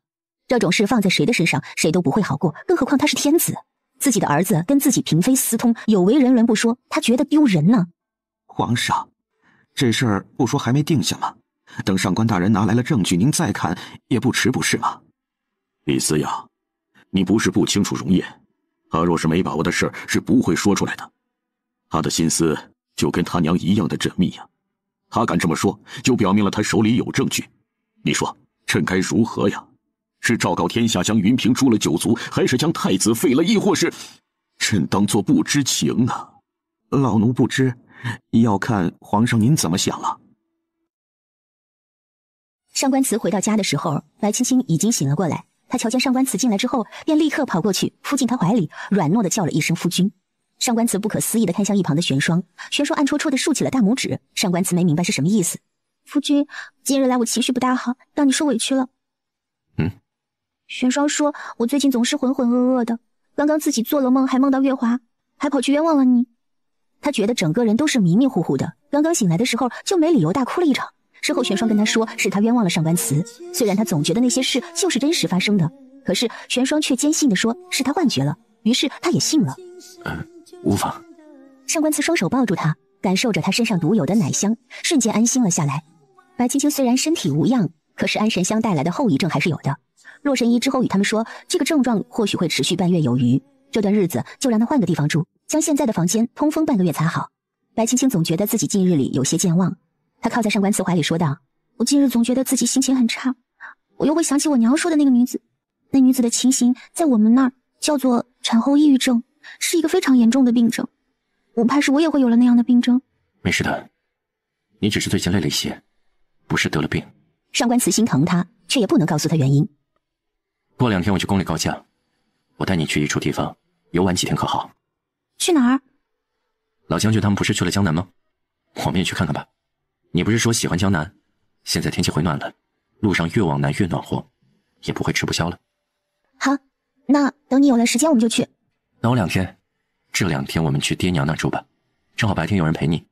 我将手上的事处理好，就带你去，可好？上官慈声音轻柔，嘴角带笑。我带你出去走走，看看外面的山水。好，那我们要收拾一下吗？去爹娘那儿吗？白青青心里有些憧憬了，她近日里不知为何这心里边总是发慌，上官慈不在的时候就会害怕。你看需要带些什么？要玄霜带，你去收拾收拾，我去找管家备马车。上官慈拍了拍白青青的后背，去吧。看着他小心翼翼的模样，上官慈暗自里握着拳头，咬了咬牙，转身去找了张管家。督主，夫人可还好？不太好。等我忙完这件事，我会带她出去走走，到时候府里就要张叔您照顾了。哎呀，督主这是说的哪里话？这几个人的家庭背景都写在上面了，还有他们的死期。上官慈接过来瞄了一眼，上面写的都是正经的农家身份，可背地里又有谁知道他们究竟是谁安插在自己这里的棋子呢？不知我们犯了何错，大人您要这般待我们？何错？哼，你们做过什么心里清楚，就不许我多言了吧？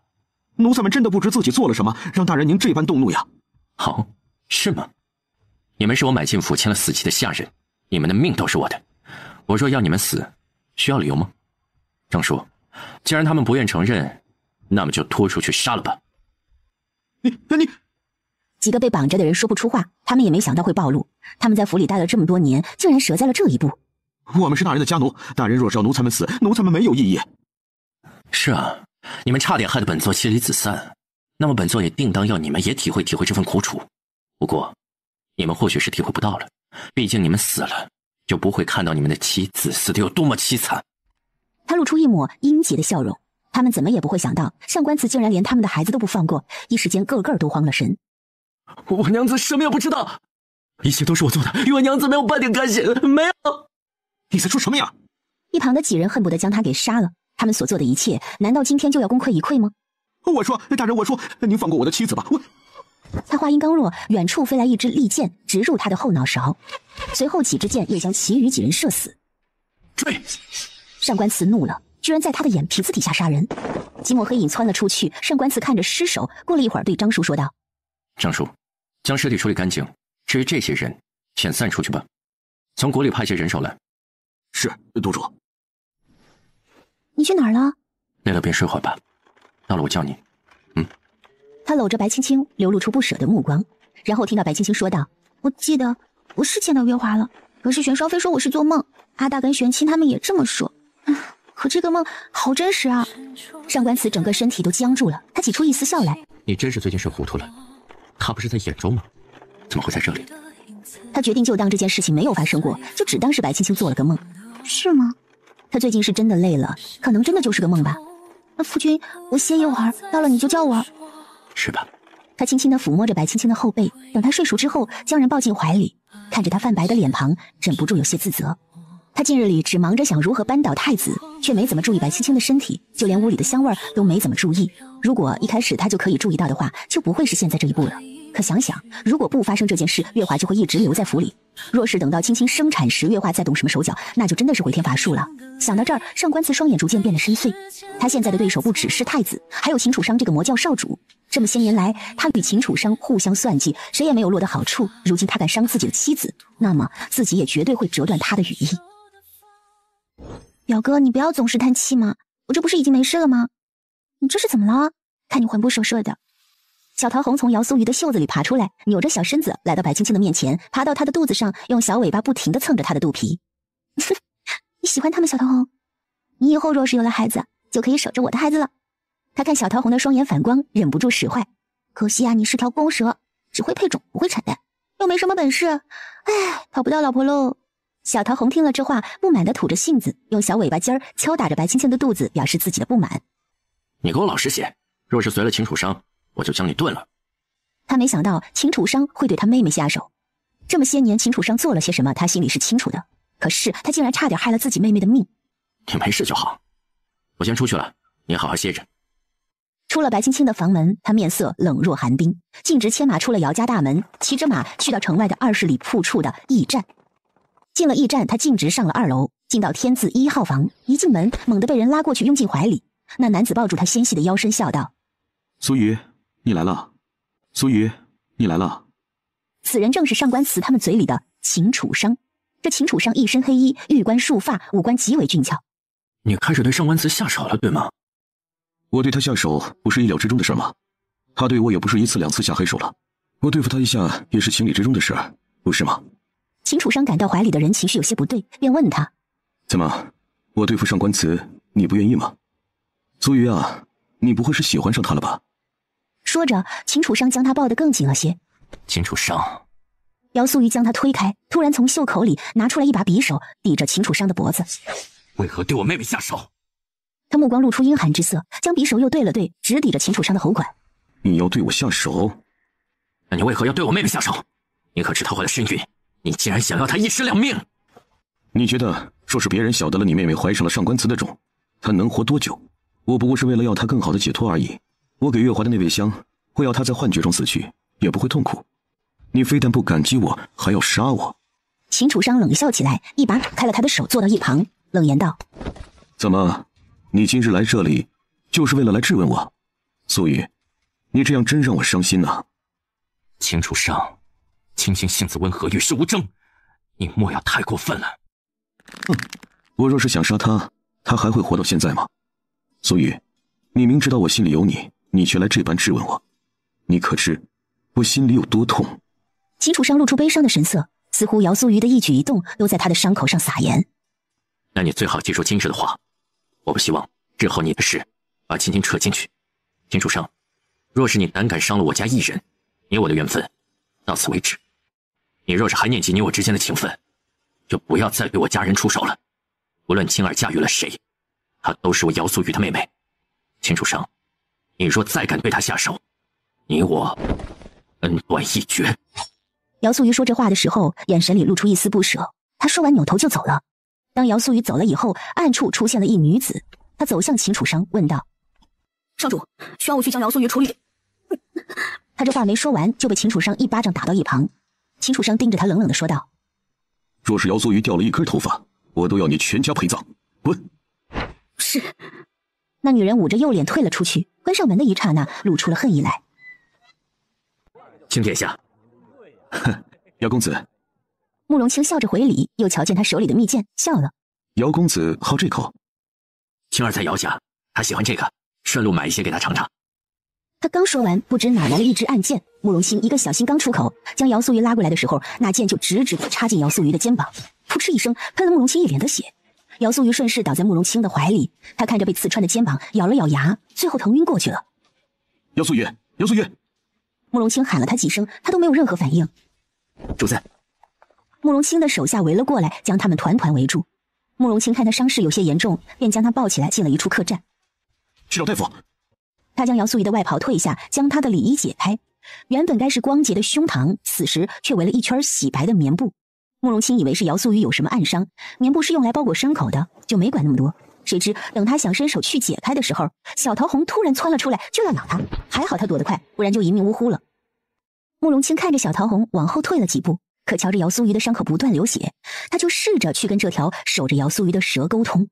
我只是想救他，你看他流那么多的血，若是不尽快上药止血，他恐怕撑不到大夫救治，就失血过多死了。他盯着小桃红，只见他回头看了看姚素瑜，挪开了。这蛇可真是通人性啊！慕容清深吸了一口气，看他没下口，就壮着胆子去解开姚素瑜身上的棉布。啊！他突然大叫了一声，跑开了。此时慕容清满面通红，瞧着姚素瑜那裸露出的丰腴，一下子脑子就像那烧开的水壶似的冒泡了。他怎么在他印象里，这姚素瑜一直都是男儿身，嗓音这些年也都是男儿音，可这身体怎么就成了女儿身了呢？不，莫不是这姚素瑜乃是阴阳同体啊？如果是这样的话，那就能说得通了。慕容清冷静下来，走到姚素瑜面前，看了看她的身下，要不试试看？他正想着要不要过去摸一摸，门突然就被打开了，他的手下带着一位大夫过来。主子，大夫来了，出去。慕容清扯过自己的外袍，挡住了姚素瑜，冷眼瞧了他们一眼。是妾生，大夫看些相关的药即可，余下的我来处理，药箱留下，去烧热水来。那大夫看了一眼身旁的人，似乎有些懵，火急火燎的把他找过来，现在又说不需要他了。还不快去！是。慕容清以为姚素瑜是一个双性人，为了保护他这个秘密，所以不想让大夫给他诊治。素瑜，忍一忍。猛地一发力，将断剑扯了出来。姚素瑜活生生的被痛醒了，发出一声尖叫。他满头大汗，满脸苍白的看到慕容清的重影，有气无力的开口道：“亲殿下。”这一声亲殿下，姚素瑜没有刻意的伪装自己的声音，正是柔柔的女声，喊得慕容清起了一身的鸡皮疙瘩。素瑜。慕容清脸上的神情几乎是扭曲的，他发誓，他长这么大头一次做这种登徒子的事。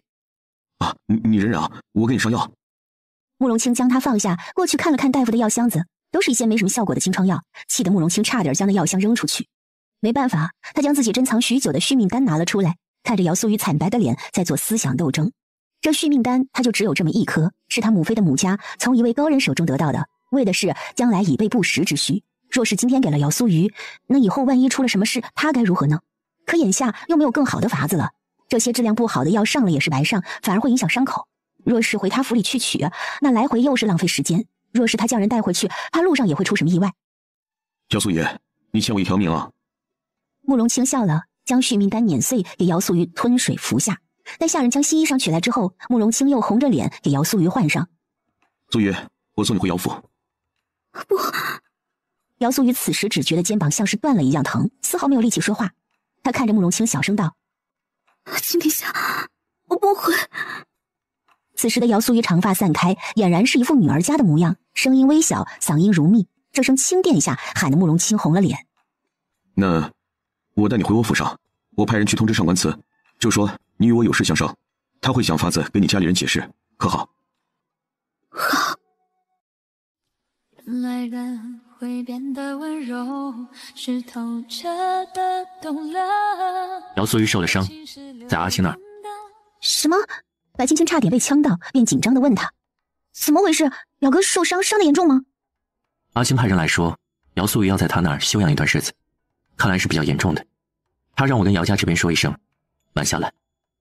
看他紧张的神色，上官慈有些不快：“你那是什么表情啊？该不会是酸了吧？”哼，怎地就不见你那么关心我？每次一说姚素瑜，他就咋咋呼呼的，很不开心。你酸个什么劲儿啊？我和素瑜的感情很好，他是我表。不好，素瑜伤在哪儿？谁给他处理的伤？怎么了？这个我不清楚，有什么问题吗？走，我们去大哥那儿，赶紧走。他说着就下了地，穿上鞋，拉着上官慈就要出去。这是怎么了？哎呀，一时半会儿说不清楚啊，我们赶紧去大哥家就是了。大哥，我表哥他怎么样了？表哥啊？慕容清回过神，看着白青青，嘴角扬起一抹若有若无的笑。白青青预感到不好，干笑了2声。大哥，你知道什么了吗？为何姚苏瑜要女扮男装啊？他不懂，同样是女儿身，在姚家应当是极为受宠的，可姚苏瑜为何非要装作男儿呢？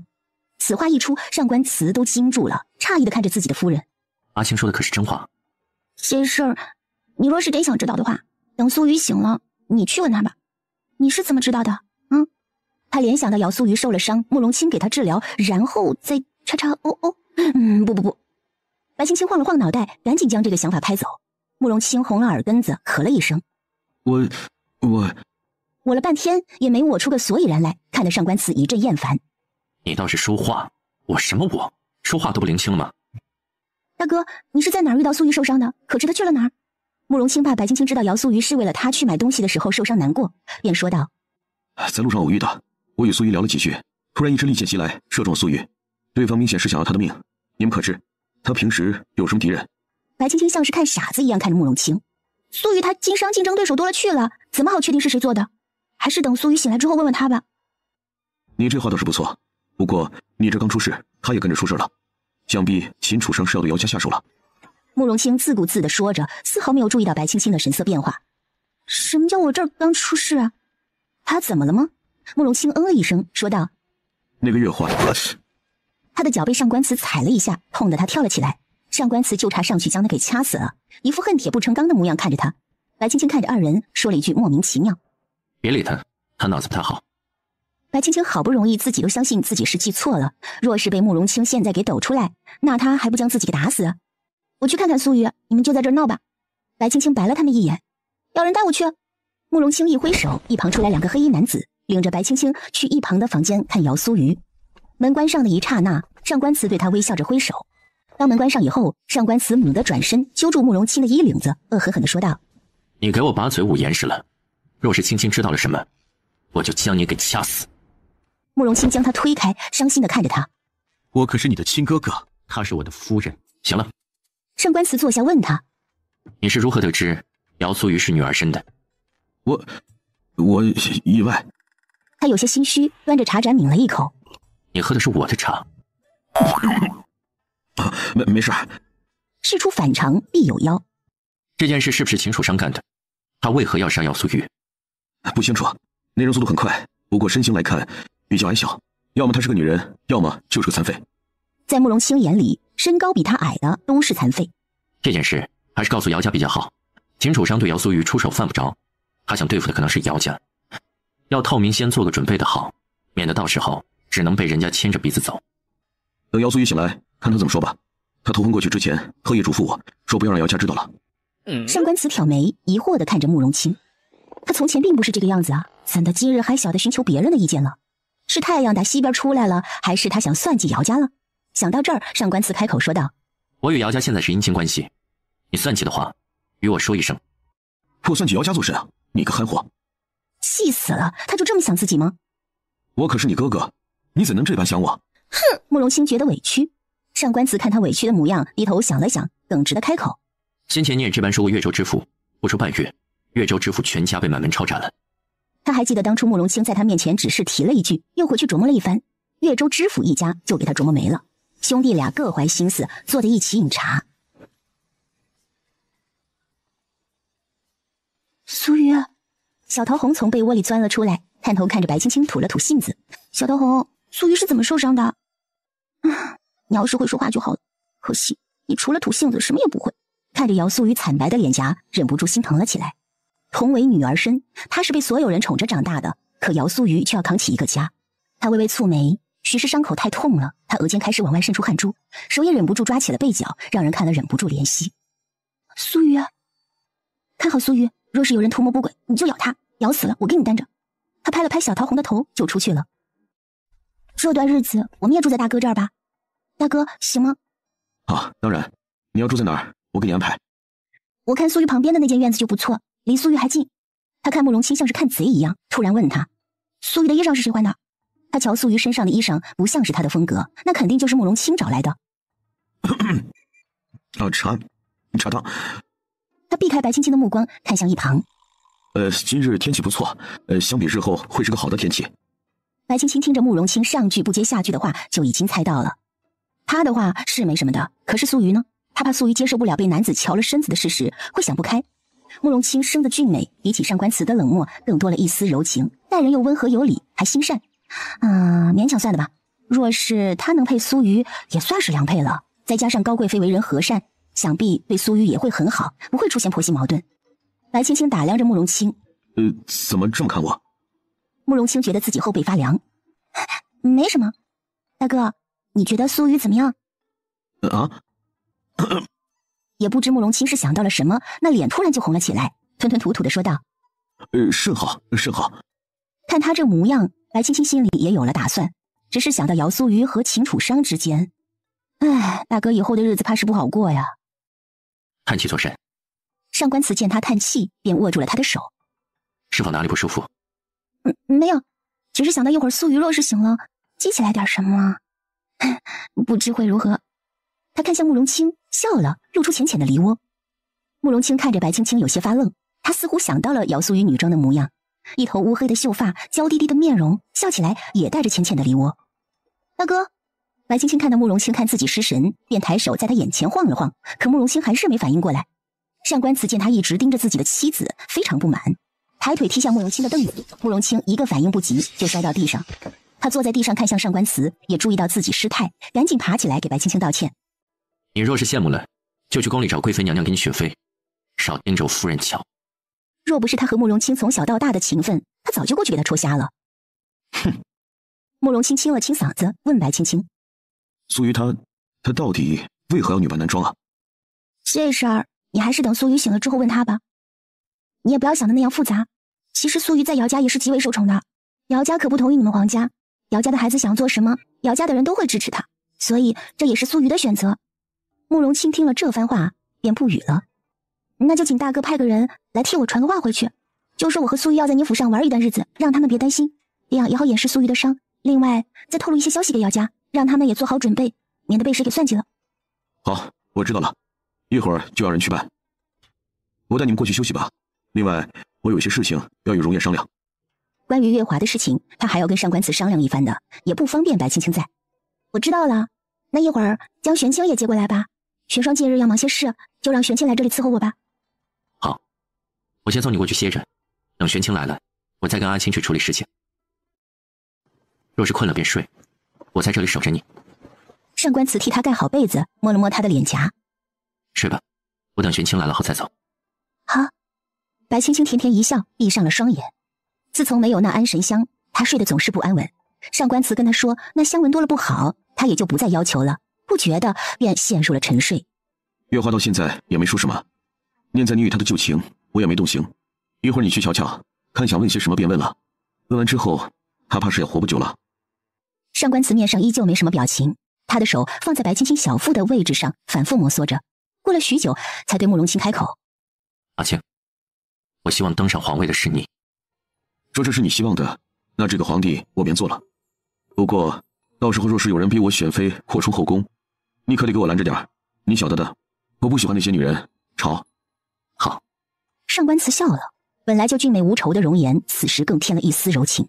他眼里熟睡的人睡得香甜，这便是他所有的希望。等玄清被接过来以后，上官词才离开。离开时还反复的嘱咐玄清，若是有什么事一定要去找他。月华蓬头垢面，他见到上官词以后，立马整理了一番自己的头发，却怎么整理也无法将打结的头发理顺。他气得将打结的发丝扯断了许多。长公，为何要对我的妻儿下手？我跟了你许多年，若非他，你的身子好了，为你生儿育女的人便是我。我跟了你许多年啊，长公。你是跟了我很多年，我也曾对你有过期许，你我的相遇，就在你们的计划之中吧。上官词这一席话，让月华露出惊讶的模样。他小口微气，张张合合了好几次，也没说出来什么。看他这样，上官词心里便清楚，我曾也想过将你纳入府中，是你自己拒绝了。月华，你还记得吗？那时的你与我说，你想与叶良人一起生儿育女，可那时的我无法人道。你这话就是在说给我听，你嫌弃我是个废人。他越说越激动，最后是慕容清扯住他的手，才让他冷静下来。他深吸了一口气，说道：你陷害过青青，念在你我的情分，我也是睁一只眼闭一只眼。可如今，月华，你晓得我最讨厌的就是别人利用我，而你却触碰到了我的底线。我，长公，月华晓得自己错了，月华也是蒙了先知才会这般的，您就原谅月华吧，月华一定会改的。长公，你和秦楚商是什么关系？为何替他做事？他要做些什么？你都替他做了什么？月华，告诉我。听到上官慈这一系列的提问，月华瘫软在地上。这些年来自己替秦楚商做的事，绝对不能让他知道。他若是知道，那自己就真的只有死路一条了。你不肯说？月华只是想与你在一起，你信吗？上官慈沉默了一会儿，转身便离开了。阿青，杀了吧。杀了？慕容清看向上官慈，只看到对方的背影。杀了吧？这句话让月华彻底崩溃了。他从未想过上官慈会杀他，还将这句话说得那么干脆。长空！月华从地上爬起来，用力地摇晃着笼子，身上的铁链和牢笼碰撞着，发出叮叮当当的声响。他的哭喊声响彻了整个地牢，听上去有些瘆人。荣叶最讨厌的就是旁人骗他了，你做了让他最厌烦的事情。他握了握自己的折扇，摇摇头。突然，咔啦一声，将折扇打开后往后一挥，一枚银针从扇骨中飞出，直中月华的眉心，留下一抹红。月华满脸错愕的神色，身子也逐渐软了下去。当他倒地的时候，眼角滑落了一滴眼泪。扔到城外后山去吧，灾年刚过，想必那里的狼崽子个个都饿着呢。是。慕容清出来以后，就看到上官慈站在一棵枯树前面，不晓得在想些什么。有些事情过去了就过去了，你不要难过了。上官慈疑惑地回头，他正在想自己身边是否还有秦楚商的眼线，就听到慕容清这样一句话：什么？慕容清瞧他丝毫没有伤心的模样，就知道是自己想多了。哦，没事。我将府里的人都换成了忘忧谷的人，不晓得秦楚商从何时便在我的身边安插了眼线，安插了多少也不清楚。谷里也出现了老鼠，要白衣才找。若是跟月华一起安插在你的身边，那就有些年头了。不过你不是也在他身边插了眼线吗？我只是没想到秦楚商会跟太子同流合污，甚至想着与南陵联手对付轩辕。他说着握紧了折扇。这些年来他们在边境屡屡挑衅，也该是时候将他们一网打尽了。秦阳老了，自然会有死的那一天。至于秦楚商，他必须死。若非他父亲，自己娘亲也不会死了。慕容清能明白上官慈的心情，没再多说什么。我让人去姚家传口信，你去陪着青青吧。提到自己的妻子，上官慈的眼神逐渐温柔起来。督主，玄清上前行礼。夫人今日睡的时间较久，但是没有出现做梦的情况，这是不是就说夫人在好转了？洛神医不是说只要她不在梦魇住，就是好的。这些日子我们会住在这儿，只有你一人，多尽点心，不会亏待你的。督主放心，玄清这条命都是夫人给的，玄清绝不会背叛夫人的。他心里清楚，若没有白青青，自己怕是早就死了。你下去吧。上官慈打发走了玄清，自己守在白青青的身旁。大约到了申时，白青青才缓缓地醒过来。夫君，醒了。上官慈也有些疲惫，他甩了甩头，过去扶他起来，拿了个软垫让他靠着。睡得还习惯吗？还好。白青青瞧他有些疲倦的模样，便往里面挪了挪，拍了拍自己的身边。来，上来。上官慈也没有推辞，他用头贴着白青青的小腹，看着这圆滚滚的小肚子，忍不住嘿嘿笑了起来。傻笑什么？是越发的憨了。上官慈摸着他的肚子感叹：再过几个月就瓜熟落地了。我突然觉得这一切都不真实，甚至有时候会觉得这一切都只是一场梦。梦醒了，你就不在了。他近日总觉得身边的一切都是虚幻的，有一种患得患失的感觉。他这话是无心的，可白青青却是听进去了。若是他回到了现代，那上官慈和孩子怎么办呢？想到这儿，便忍不住紧张起来，用手抓紧了背角。不会的，我会陪着你的，也会陪着孩子的，我们一家人会一直在一起的。他拉住上官慈的手，放在自己的小腹上。你看，他在，我也在，再过些日子他就会动了，你也能感受到他确确实实的存在。夫君，既来之，则安之。有些不存在的事情就不要去想了，免得徒增烦恼。上官慈觉得有些乏累，换了一个舒服的姿势，在白青青怀里睡了过去。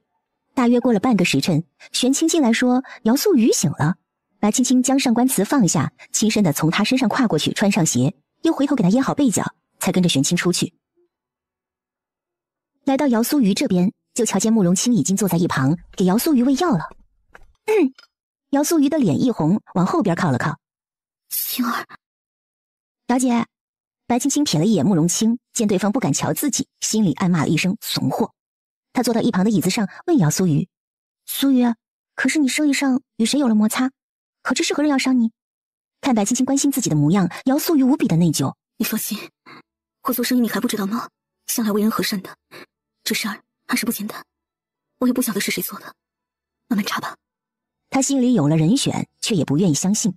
慕容清看了一眼姚素瑜，并没有揭穿他。他将身子转过去，继续给姚素瑜喂药。既然是这样，你以后也小心些。我让大人给你带2个人在身边吧，也好有个保障。或许家里的哥哥们闲着的那么多，你就叫他们跟着去，正好也学学怎么打理生意，省得以后坐吃山空。妹妹嫁了人，就成了管家婆了。他此时女儿家的模样更是多了一丝妩媚，一旁的慕容清看着，心里有些痒痒的。素月，你为何要女扮男装啊？这个问题从慕容清知道姚素瑜是女儿身之后，就一直困扰着他。看姚素瑜似乎不愿意说，慕容清赶紧开口：“啊，没事，那个我只是好奇，所以问问，你不愿意说也没关系。”并不是的，亲殿下，姚家素来就是女儿笑不吃香，你看青青应当看得出来了，绝非是因为家里重男轻女，而是我要求的。姚素瑜看向慕容清，他头一次这么近距离的瞧着慕容清，才发现原来慕容清是长得这般好看啊。我娘生我的时候，外祖父出征，那年阵势凶险，家里人都担心的要命，便没想着办酒席。外祖父一去便是7年，等他归来时，我已经7岁开蒙了。你也清楚，我姚家素来是大门紧闭，不办花会，不办诗会的，自然也不会有谁在意姚家的内差消息。等外祖父回来时，我偶然间听闻战事紧迫，将士们吃不饱穿不暖，是因国库空虚。从那时起，我便想着如何能姚家里富裕起来。说到这儿，姚素瑜笑了出来。我们姚家向来是穷的，那年我出征，我外祖父与姑姑都要饿肚子。他看向慕容清，见他脸上露出一丝窘迫，便打趣道：“为了不让家里饿肚子，我才想去经商的。之所以女扮男装，是因为咱们国家除了妓院外，是没有女子经营的呀。”姚素瑜也觉得无奈，其实他也喜欢女儿家的衣裳，奈何想要得到些什么，就要失去些什么。这确实，律法上这一点确实有所欠缺。说是女子能经商，我何苦扮作男儿郎？总不能要我也去经营一家妓院不是？是。慕容清长出一口气，笑了。我让人去给你准备几身衣裳，你看，是要男装还是女装？他想起来，姚素瑜现在还是真空的呢。反正在这儿也不会有谁来，不如姐姐就穿女装吧。白青青觉得，如果他俩相处着，素瑜还一直穿男装的话，会很难相处。不如穿着女装，可能还有一点火花呢。姚素瑜被白青青说的心里痒痒的，便答应了。那就劳烦亲殿下了。他其实一直很介意自己的衣裳是慕容清换的，可是又不能说。不麻烦。慕容清笑了，喊了人过来操办这件事，还特意问姚素瑜的喜好。颜色素一些便好，我不喜欢那些个花花绿绿的衣裳。好，可听清楚了。属下明白。他这可是头一次办这种差事，有些忐忑。哎呀，这事要不要去报告给贵妃娘娘呢？他心里有些忐忑，还有点小兴奋的去给姚素瑜置办衣裳了。你这属下呀，就差哼着小曲出去了。这是遇到什么好事了，让他高兴成这个样子啊？他和慕容清认识的时间比较久，对慕容清的为人也是信得过的。此人洁身自好，到现在为止连个通房都没有，是个好事。苏瑜倒是有些尴尬了，他瞧了瞧慕容清，对方强装镇定地坐在自己身边，看上去有些滑稽。而慕容清看着离去的侍卫，真想上去抽他几巴掌。这么多年了，还是沉不住气，丢人。白青青见他二人这般模样，只笑而不语。三个人就这样僵持了一会儿，一抹黑色的身影跑过来，就把白青青抱住了。上官慈披散着头发冲了过来，把白青青给吓了一大跳。只见他抱着白青青，紧张地问：“我一觉醒来是不见你了，还以为你被人掳走了。我一觉醒来是不见你了，还以为你被人掳走了。”姚素瑜看上官慈这般在意白青青，心里忍不住惊叹。上官慈是把她挂在心尖上的，慕容清也是头一次见上官慈如此失态。他们从小长大，慕容清与他之间有着说不清的渊源，可如此失态的上官慈却是他头一回看到。瞧见他慌张的模样，就好像自己的心头肉被谁挖走了一般。白青青倒是有些不好意思了，她拍着上官慈的背，柔声道：“我晓得你这些日子都没怎么好好休息，我见你睡得香甜，也不忍心打搅你，便想着让你多睡一会儿。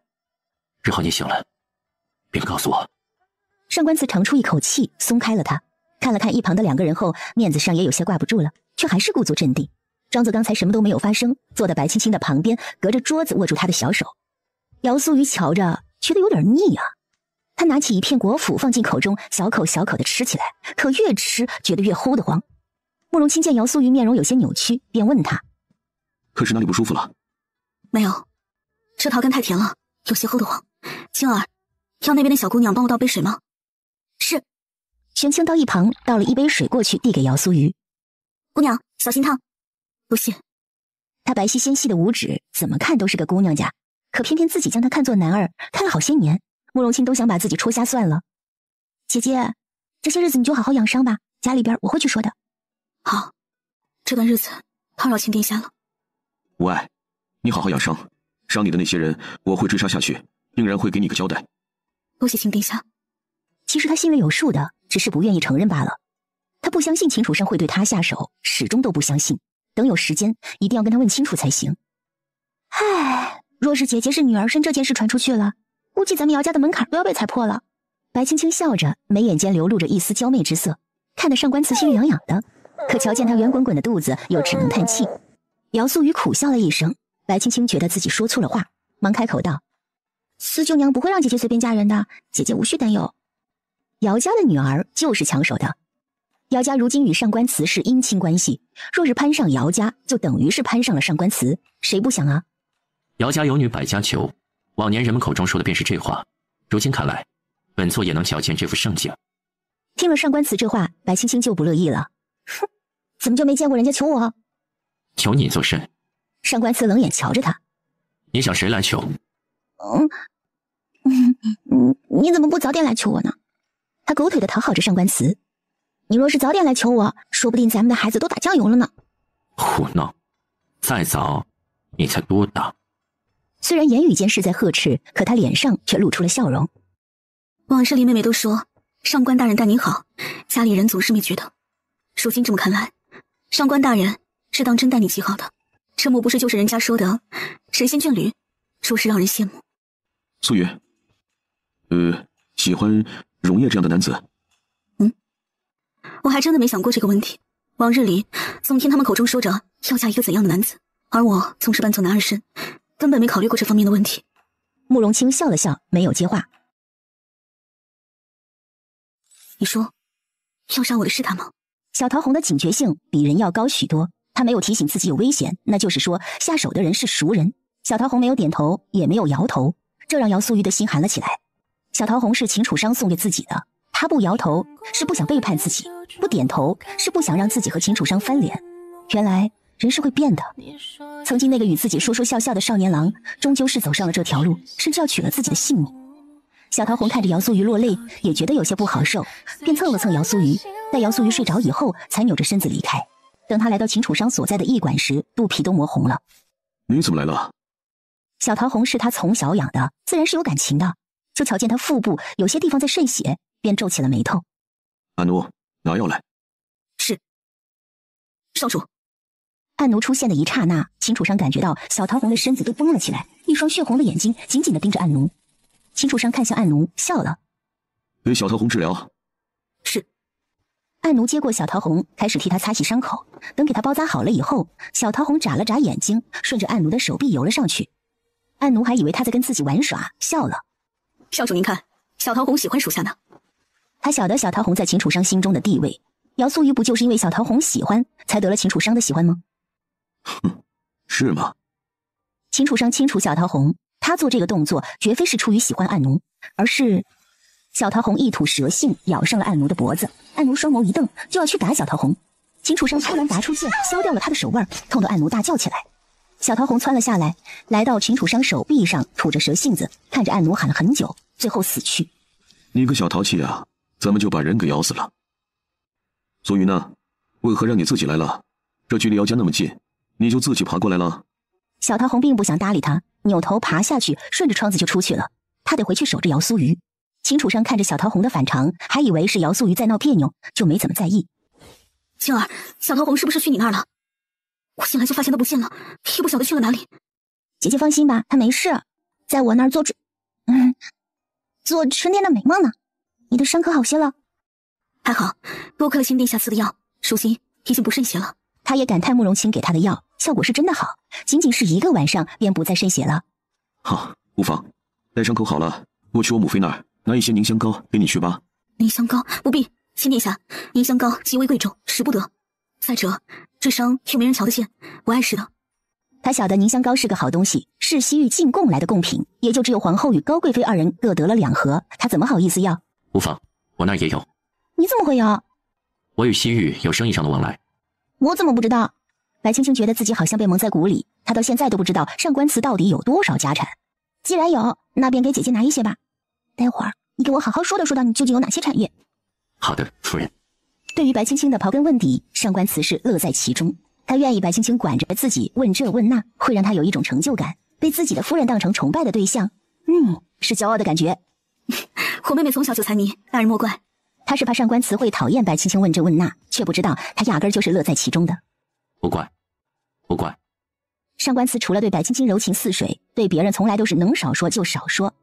主子，娘娘差人来说要主子进宫一趟，还有上官大人与上官夫人和还有姚姑娘。他还是没有从姚素瑜的男儿身份转换过来。姚素瑜看向慕容清，见慕容清神色诧异，便知道不是他说的，想必是他去宫里要了几名侍女，引起了高贵妃的怀疑，他派人来查看的吧。贵妃娘娘如何知晓我府中的事？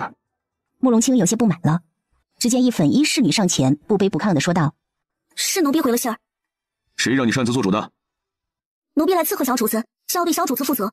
再者，奴婢说的是实话，小主子确实是带了女子回家。本王带了谁回来，与你何干？慕容清甩手将面前的碗筷全部扫到地上，这是他头一次动怒。那宫女后退了一步，依然是不卑不亢的。奴婢也是替贵妃娘娘担忧陛下。这是母妃的意思，还是你的意思？母妃向来不爱管自己，怎么会派人来监视自己呢？奴婢是娘娘的婢子，当然要替娘娘分忧。贵妃娘娘一直想抱孙子，殿下也该努力一番，免得娘娘苦等。这位姑娘，想必你是误会了，我与亲殿下并非姑娘想的那般。是不是这般关系，奴婢会评判，姑娘就不用操心了。他觉得贵妃娘娘肯让他来这里就是恩赐，他一定得好好表现才是。至于眼前的女子，还不一定能坐上亲王妃的位置，就算做了王妃又如何？只要自己在贵妃娘娘眼里有一席之位，眼前人又算得上什么？好大的口气啊！贵妃娘娘为人和善，怎么会养出你这么刁钻的奴才呢？粉衣婢女看了一眼白青青，这人他晓得，他家表哥可是给他说了，这白家二小姐多么的不检点。宫里边还流传他这孩子都是慕容清的。想到这儿，他从心底里是瞧不起白青青的，便冷言嘲讽道：我们家殿下的事儿与白姑娘无关。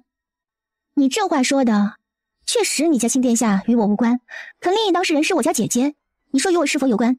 你也不用摆出那副模样来给我瞧，我也瞧不上你。再不济，你是个婢子，我是一品朝臣的夫人，你见了我就得跪着，去到外面跪着去，让太阳晒一晒你这一身的阴阳怪气。奴婢是贵妃娘娘亲派来的，还轮不到你来责罚。宫中人有宫中人的傲气，比起寻常家的女子，身份还不如宫里的婢女呢。哼，是吗？他抚摸着自己的肚子说道：这可是皇上的嫡孙，他……白青青话还没有说完，就听那婢子说道：是嫡孙不假，可也要姑娘您顺利生下来，他也得顺利活着才是嫡孙。你是活腻了吗？我可是贵妃娘娘的婢女，你竟然打我！贵妃娘娘的婢女又如何？你就是天王老子，敢诅咒我的孩儿，我依然要你这条狗命！哼，怎么，你敢还手吗？奴婢不敢。那婢子爬起来，咬着下唇。是啊，你不敢，你除了嘴上痛快，你什么也不敢，而我却可以要你全家的性命。此刻白青青是真的怒了。你粉衣婢女怕了，她怕白青青对付自己家里的人。上官慈看着如此嗜血的白青青，依旧没有说什么。以往的白青青聪明伶俐，适合做她身后的小女人，现在的白青青才是那个适合跟她并肩的女人。我道歉，奴婢知错。知错？你认错了，我就得原谅你吗？去院子里跪着，什么时候你跪的脱了一层皮，什么时候再来找我。滚出去吧。什么？殿下！他转头向慕容清求情。奴婢也是为了殿下着想。你只是没摆清楚自己的身份罢了。你以为将我的一举一动告诉我母妃，她会觉得高兴吗？确实，她现在会高兴，可一旦她高兴过了头，回来未来想想，你也就离死不远了。我母妃最厌恶的便是猜测主子心思的人。上官夫人要你去跪着，都是抬举你了。去吧，别在这儿碍眼了。他一挥手，一旁的属下便过去将人拖走，扔到了外面，逼迫他跪下。夫人，有什么事为夫来替你动手，免得伤了你。夫人，有什么事为夫来替你动手，免得伤了你。不必。你有什么不服的吗？奴婢没有。是吗？你不承认也没关系，以下犯上在我朝可是死罪，即便你是贵妃娘娘的婢女又如何？当众侮辱诅咒皇嗣是要诛9族的。他过去抬起婢女的下巴，你知道吗？奴婢说的是。他双目逐渐放大，似乎是明白了什么。先前只是传言说他肚子里的孩子是亲殿下的，如今他口口声声说皇嗣，那就是认证了这孩子就是皇家后裔。明白了？我要你从这里出去，跪回皇宫里。他不会再手软了，绝对不会。什么？那婢女大惊失色，先前只是以为有些许缘分，如果是因为这个孩子是亲殿下的，那他方才说的那些话可是要诛9族的。夫人，奴婢知道错了。他的头磕在青石板上，发出砰砰的声音。白青青丝毫不理会他的道歉，做不做随你。说罢，他转身回到室内，正坐着，冷眼看着他磕头。几人从未见过白青青如此冷漠，一时间都有些接受不了。那婢女磕了半晌，见白青青没有松口，便抬起头来望着他，最后大喊一声：“奴婢知错了！”随后起身冲向了一旁的石柱上。上官慈与慕容清同时抬手捂住了白青青跟姚苏瑜的双眼，二人只听到砰的一声和一旁侍女的惊呼。白青青知道那人自尽了。清理干净。慕容清面色淡然，他说完这话，一旁出来几名黑衣人，迅速将那女子拖走，又将地面洗刷干净之后，二人才将手放下。地上除了有水迹之外，没有丝毫的痕迹。白青青望着外面地上的水迹，心里有些悔恨，他是不是做错了？别多想。上官子握住他的手安慰着，一旁慕容清对姚素瑜说道：“啊，让你看笑话了，这件事我会向母妃说明的，你无需担忧。”无妨，我晓得亲殿下的为人的，贵妃娘娘心善，嫣然也不会将奴才这些。姚素瑜心里明白，有些事儿不宜说破，尤其是皇家的事。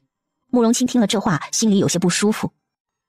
方才之事你们也瞧见了，什么话该说，什么话不该说，都知晓了吧？奴婢清楚。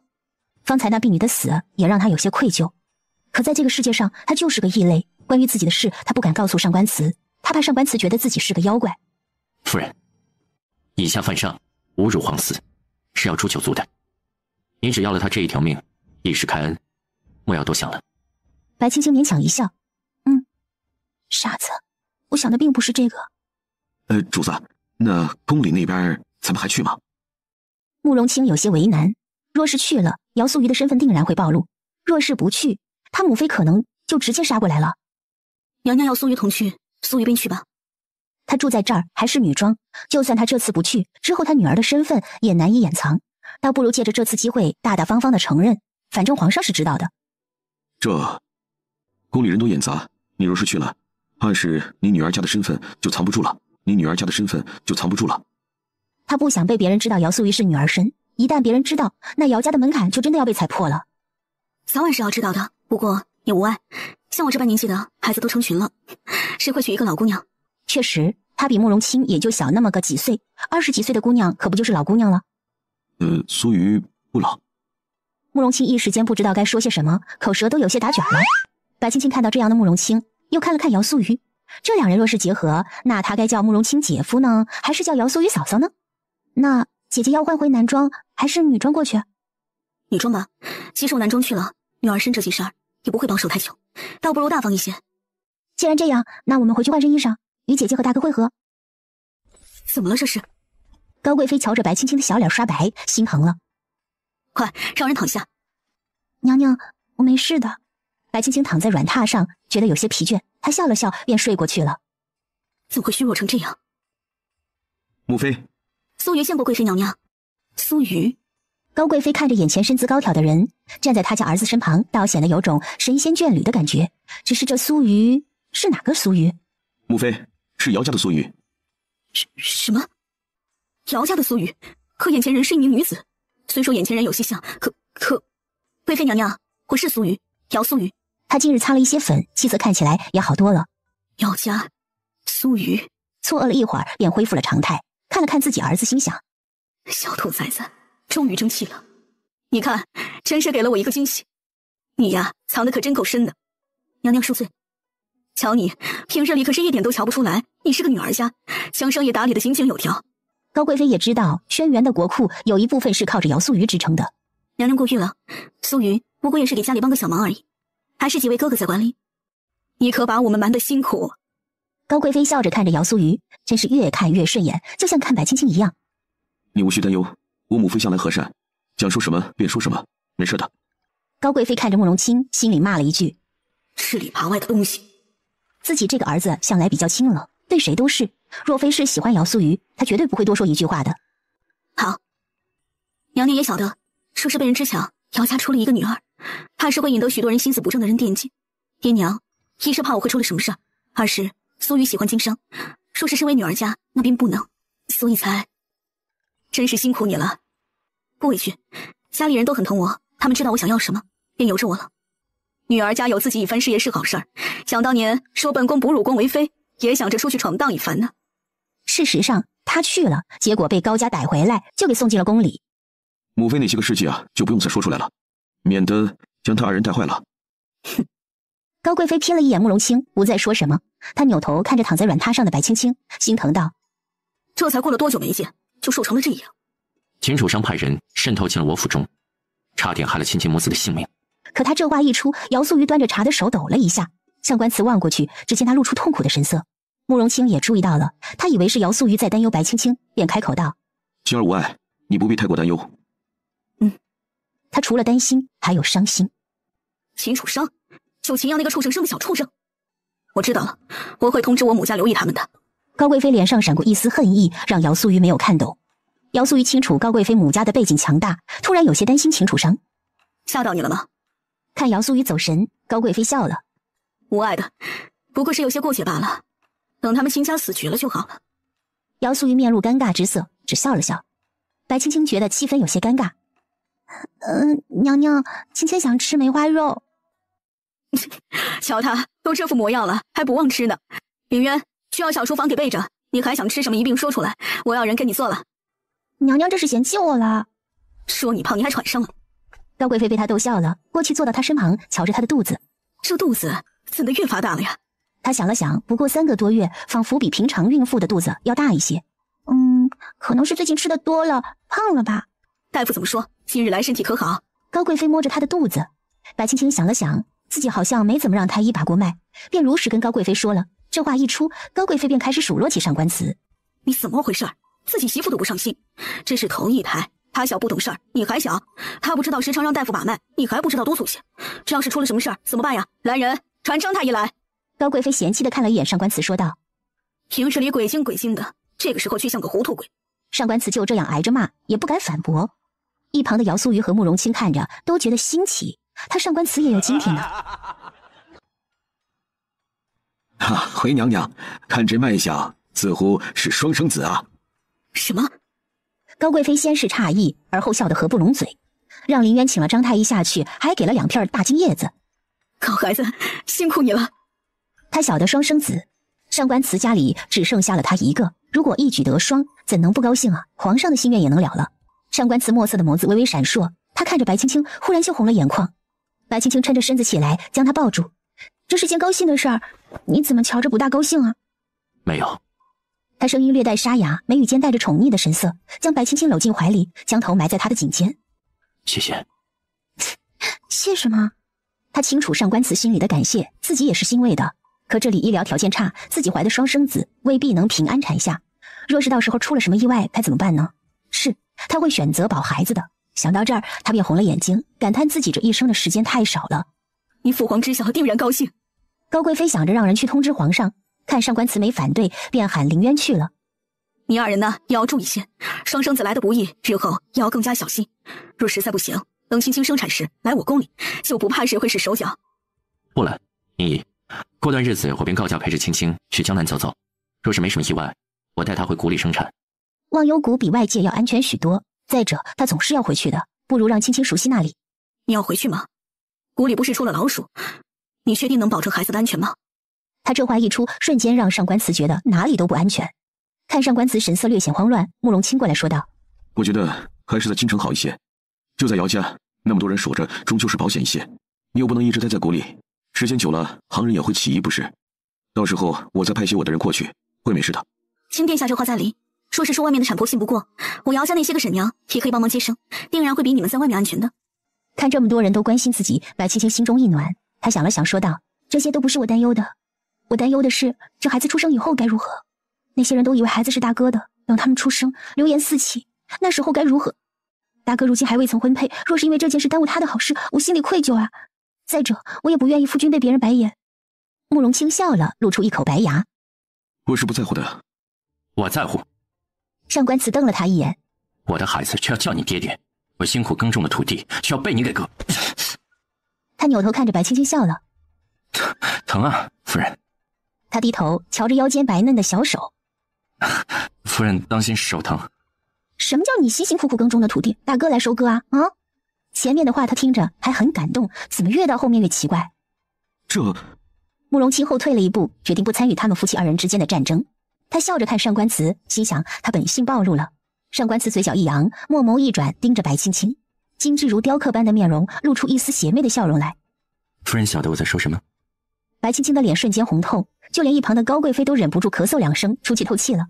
姚素瑜面若桃花，目光有些躲闪，也跟着出去了，只留下慕容清一个人在这儿当电灯泡。你从哪儿学来这般言语的？我的老天爷，他这冷面夫君学会开车了。他一向如此风流。慕容清很不给面子的拆台。不过是为了掩人耳目，才将自己伪装成一副冷面阎王的模样。到底是从小一起长大的，慕容清对上官慈的了解比自己还清楚。上官慈微微抬眸，略带戏谑地看着慕容清。你是想要我将你的过往事告诉姚素雨吗？外面天气好，我出去转转。慕容清说完，转身就出去了。看着突然转变的上官慈，白青青不知该如何。她悄咪咪地侧脸看了他一下，正对上他那如狼似虎的神色，瞬间就怂了。她趴在软榻上，双手抱头，装缩头乌龟。快起来，别压着肚子了。上官慈一掌轻轻拍打在他的翘臀上，让白青青瞬间起来，正襟危坐，看着他说道：你老实一些，哪儿学来的这些个花花公子的路子？夫人，你我夫妻之实已许久，怎么还是这么爱脸红啊？他是打算将自己的另外一面完全暴露给白青青。你大白天说起这话题，他可把持不住的啊。为夫从前听过一个词，不晓得其中的含义，夫人可否为为夫解释一番？他坏笑着看着白青青，眸子里带着一丝媚意。什么词啊？白日宣淫。你臭流氓！白青青往后一缩，表情怪异的看着上官慈，小声的骂了一句。上官慈爽朗的笑声让外面的三个人相觑一笑，都有些尴尬。太妃呀！哎呦，皇上您慢着点儿。臣女姚素瑜见过皇上。皇上虽然知道姚素瑜是女儿家，可是看惯了她男装女装就有点不适应，想了半天才想起来是那个姚素瑜。起来吧。谢皇上。姚素瑜起身，还没看到皇上的神色，人就进去了。儿媳妇儿。儿媳妇。姚素瑜茫然地看向慕容清，慕容清点了点头。我与他为同父异母的兄弟。什么？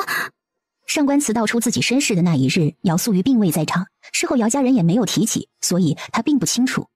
正与白青青玩耍的上官慈被皇上这一声儿媳妇给打搅得兴致全无，他瞅着皇上更讨厌他了。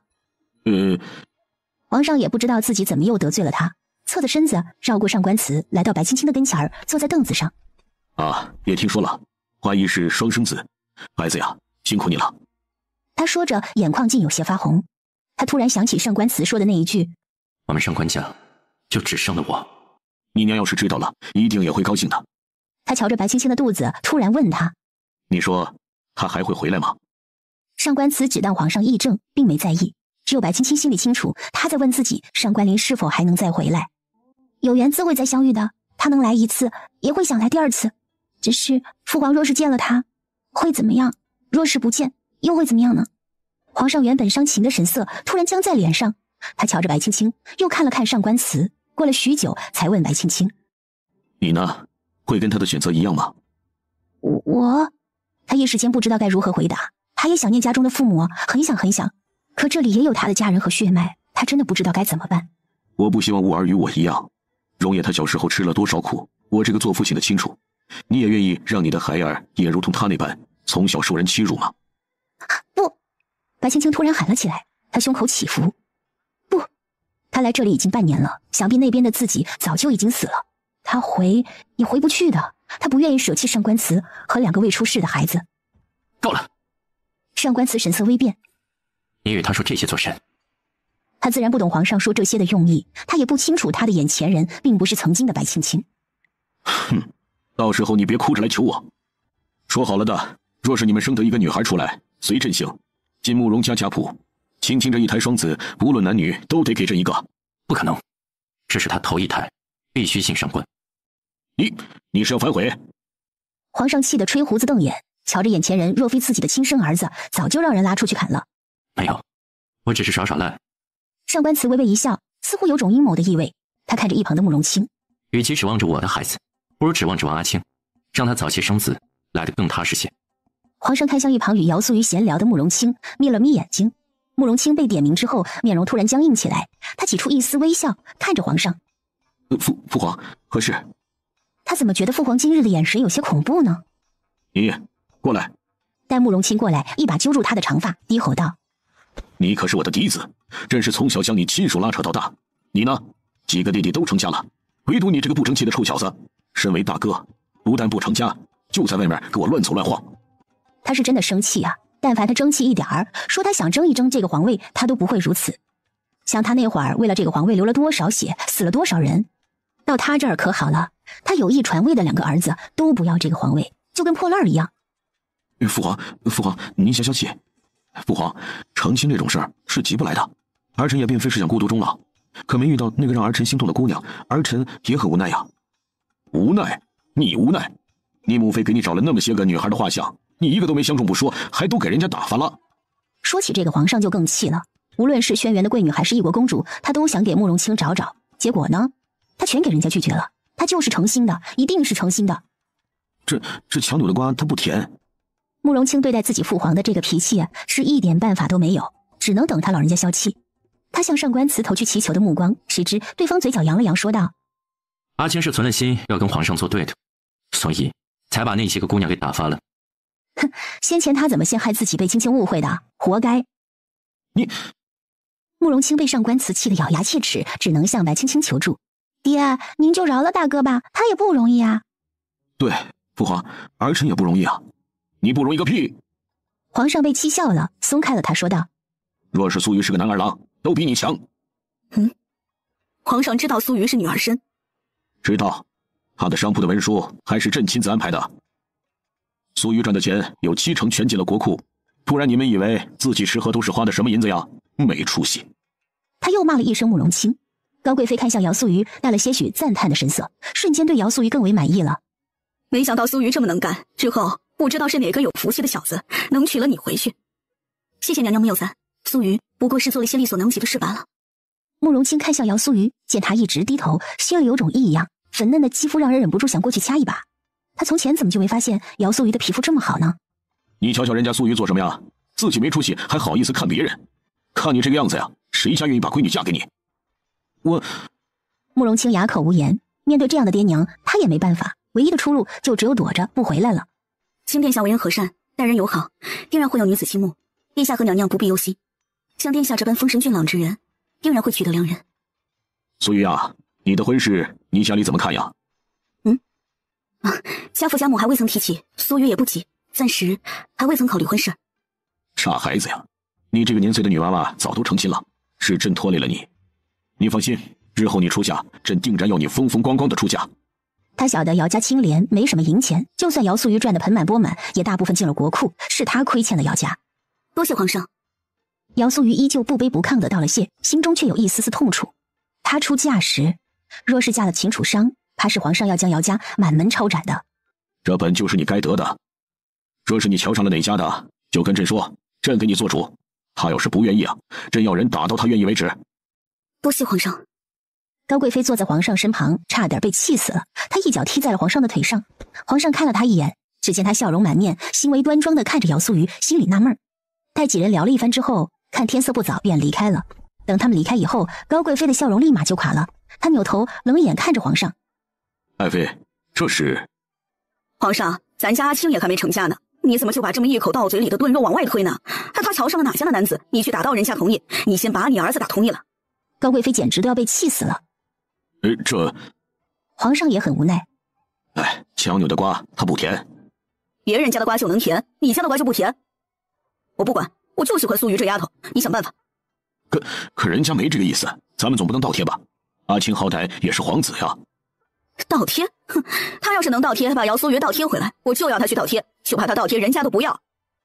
胡说，朕的儿子他凭什么不要？皇上也想起来慕容清看姚素瑜的眼神，似乎是有那么一点意思。让我考虑考虑。好，皇上能考虑便好。毕竟阿青年纪大了，我这个做娘的也能希望他尽早成家。你说，我一共就瞧上了2个丫头，青青是没办法，嫁给了容颜。这要是换了别人，我抢也得抢过来。剩下的素瑜，你给我想办法。你若是想不出来法子，我就上吊。你哭什么呀？这又不是什么大事不是？你别哭了啊。那你说，素瑜给谁？这也不是我说了算的呀。你又不是不晓得姚皇那个脾气。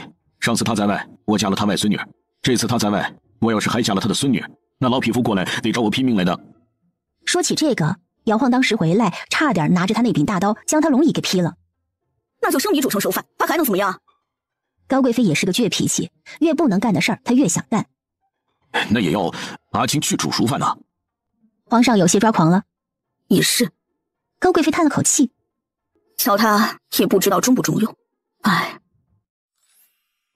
你是如何知道小女为女儿身的？慕容清被一口水呛得咳了许久，整张脸都咳红了。他看着姚家诸位不敢说话，他给了上官慈一个眼神，希望他能出来解围。可上官慈却当作没有看见，端起一旁的茶盏抿了一口。好茶。哦，我那是在街上遇到了素瑜。素瑜？哦，其实那日素瑜在街上遇刺受了伤，我将素瑜带回去给她上药。慕容清这话还没说完，就被姚家四爷一脚给踹了出去，吓得白青青将手里的茶盏都给扔地上了。小子，你占我闺女便宜！说，你还对我家闺女做了什么？俨然是一副要杀人灭口的气势。四弟，四哥，四叔。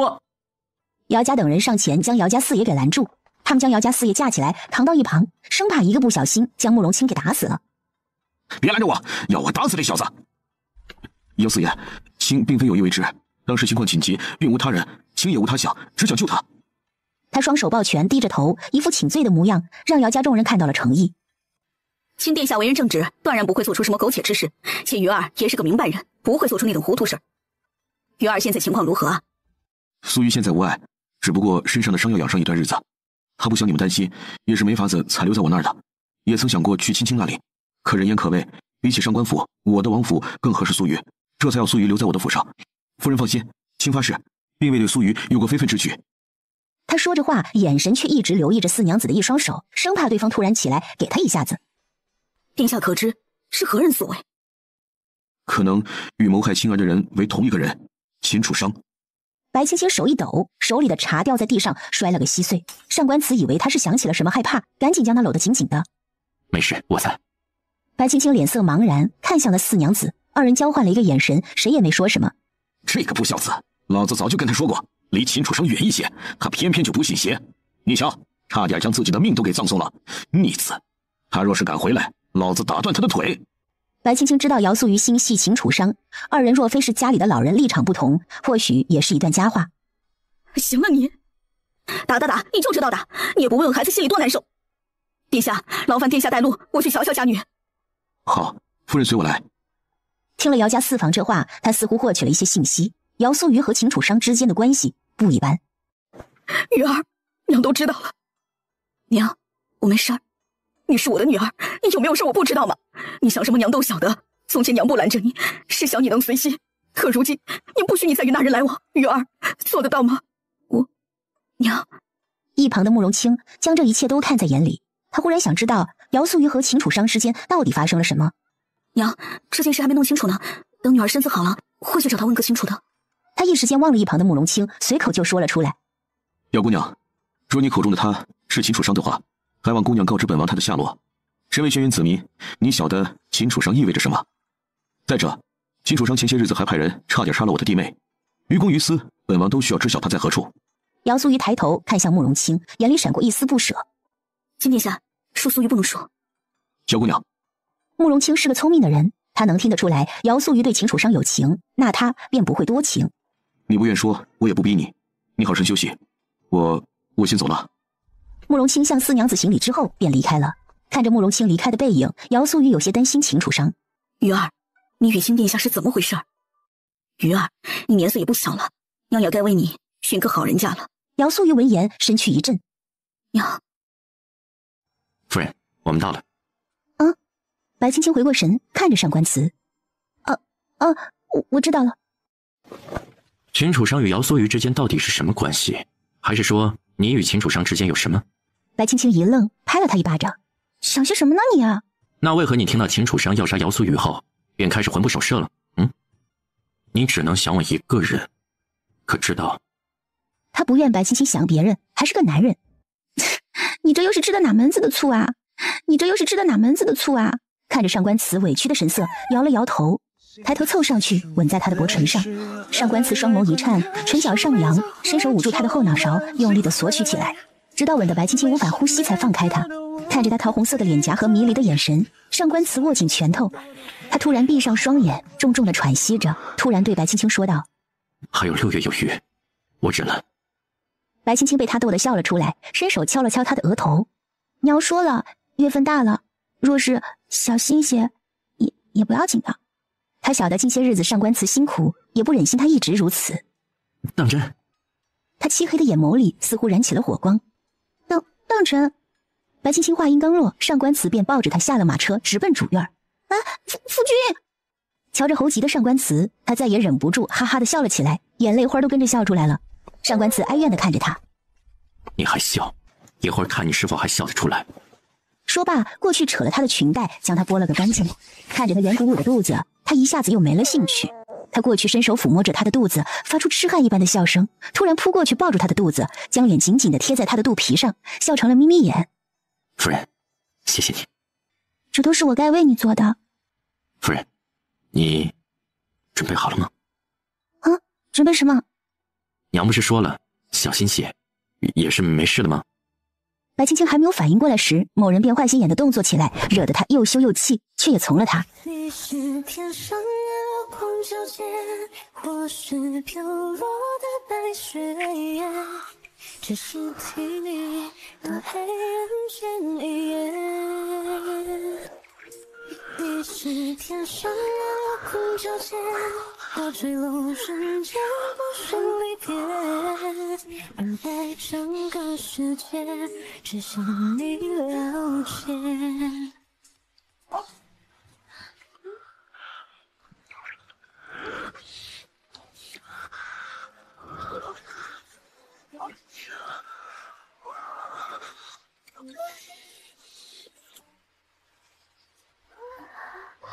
漫漫的长夜，路上日出隐约，让你来过此地，在风中摇曳。我翻开岁月，寻找有你的那夜，而故事残缺，已无人书写。你是天上月光皎洁，我是飘落的白雪夜，只是替你多黑暗间一夜。你是天上月光皎洁，我坠落人间不是离别，等待整个世界，只想你了解。你是天上月流光皎洁，我是人间的白雪夜，还多浓烈，你还是能了解。你是天上我的空交界，我终究化去灰飞烟灭。荒漠是我给你最后的体贴。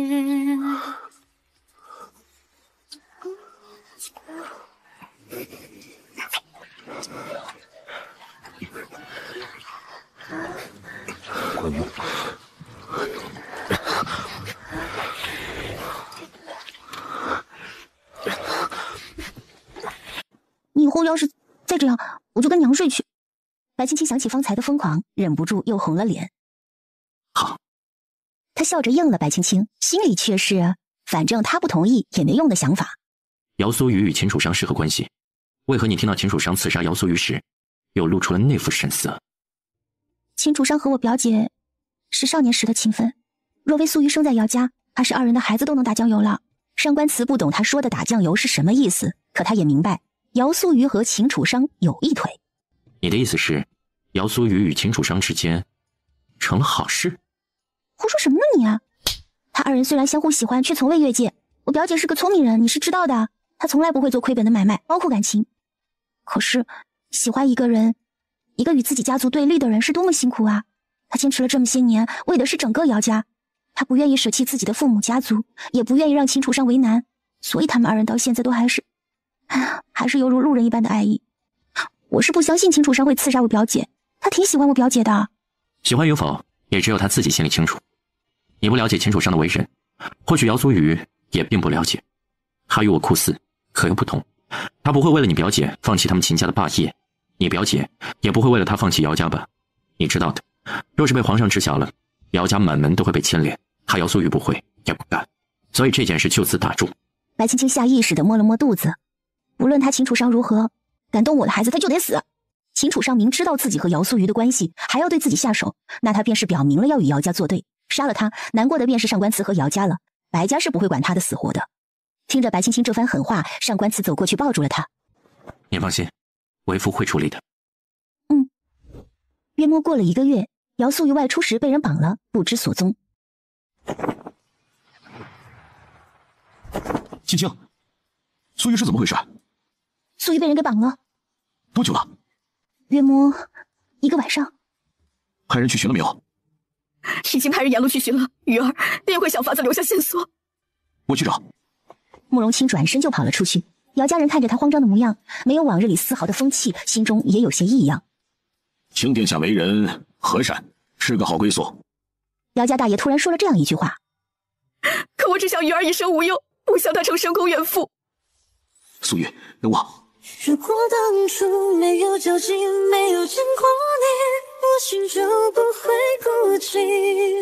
为什么抓我？姚素玉问着地上的几个人，他们却没有回答自己。几个大汉忙活了一夜，累得都睡着了。姚素玉轻柔的声音把他们吵醒，让他们很是不爽。叫什么叫？要不是人家有吩咐要亲自来办你，老子早就把你给办了。臭娘们儿，给老子安分点！几位大哥，你们若是想要钱财，我也给得起。不如你们将我放了，我拿银钱给你们如何？哼，银钱？老子不缺钱，老子不缺钱。听他这么说，姚素玉断定来者就是冲他来的，为的就是毁了他，而不是钱财。过了许久，外面传来一阵马蹄声，那领头的壮汉出去看了看，进来时笑得脸上的刀疤都挤到一处。他上前掏出一个小瓷瓶，倒了一粒药丸出来，强迫姚素玉吞下。你就慢慢享受吧，一会儿那些个慕名而来救你的公子哥儿都会到场。哥儿几个走了，去将他们引过来。你们……姚素玉虽不经人事，可听他的意思也能听得出来他想表达什么。他心里慌了，反复扭着手腕想要挣脱，他也不敢呼救，生怕外面有人，一旦听到他呼救的声音会先下手。外面再次传来马蹄声，姚素玉整个人都慌了。他瞧着门口，视线逐渐变得模糊起来。慕容清踹门进来，一袭白衣上面沾染着灰尘。他在半路时瞧见了尾巴上绑着一根白布条的小桃红。没事了，素玉，我来了。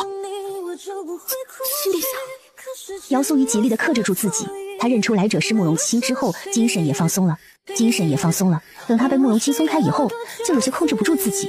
他靠向慕容清，一把揪住他的衣领子。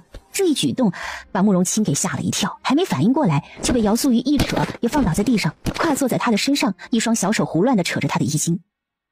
素月，慕容清哪里见过这个架势？素月，你冷静点，这不是地方。姚素玉脑子里都成了浆糊，他现在只想往慕容清身上贴，才能觉得舒服一些。慕容清瞧他潮红的脸颊，似乎也明白了什么，他一翻身，将姚素玉压在身下，看着姚素玉委屈的模样，握紧了拳头，反复地告诫自己不行。我带你回家。说着，他将姚素玉抱起来，出去策马离去。一路上，姚素玉就像个八爪鱼一样，紧紧地扒在他身上，一双小手不安分地在他胸前扯来扯去。素月，别闹！慕容清将他一把按进自己怀里，防止他乱动。一路抄近路回到城内，来到姚家。我回来了。鱼儿，司夫人，还是先请大夫吧。慕容清想把姚素玉放到椅子上，人还没放下呢，就被姚素玉将衣领子给扯开了。他白皙的脖颈上面都是姚素玉啃的痕迹，看得在场的人面红耳赤的。请大夫。他只想去拿一盆冷水给自己从头浇到尾。让开！姚家大娘子过来，捻起姚素玉的手腕，神色逐渐变得慌张起来。嫂嫂，我家鱼儿如何？哎呦，那个天杀的，他是存了心想害鱼儿，这妖性太大，无解呀！什么？怎么回事？怎么回事？姚家几个小子上前，就差将慕容清吊起来逼问，丝毫不记得他皇子的身份。在路上，我遇到了苏玉养的那条蛇，他带我去找了苏玉。我到那破竹屋时，没有一人，苏玉被绑在那儿，我也没多想，叫人便带了回来，留了下属在那看守。慕容清刚说完，姚素玉便向他身上爬了去，好生尴尬。不知我们将他打晕吧？这话差点把白青青给气笑了。这都送上门了，他却问人家爹娘要不要把人给打晕。先救姐姐要紧。宁宁，带他们回小姐的房间。我希望你能好好待我女儿。只有他知道，他说出了这句话到底是下了多大的决心。可比起清白，他更在意自己女儿的性命。我承认，我欣喜苏玉。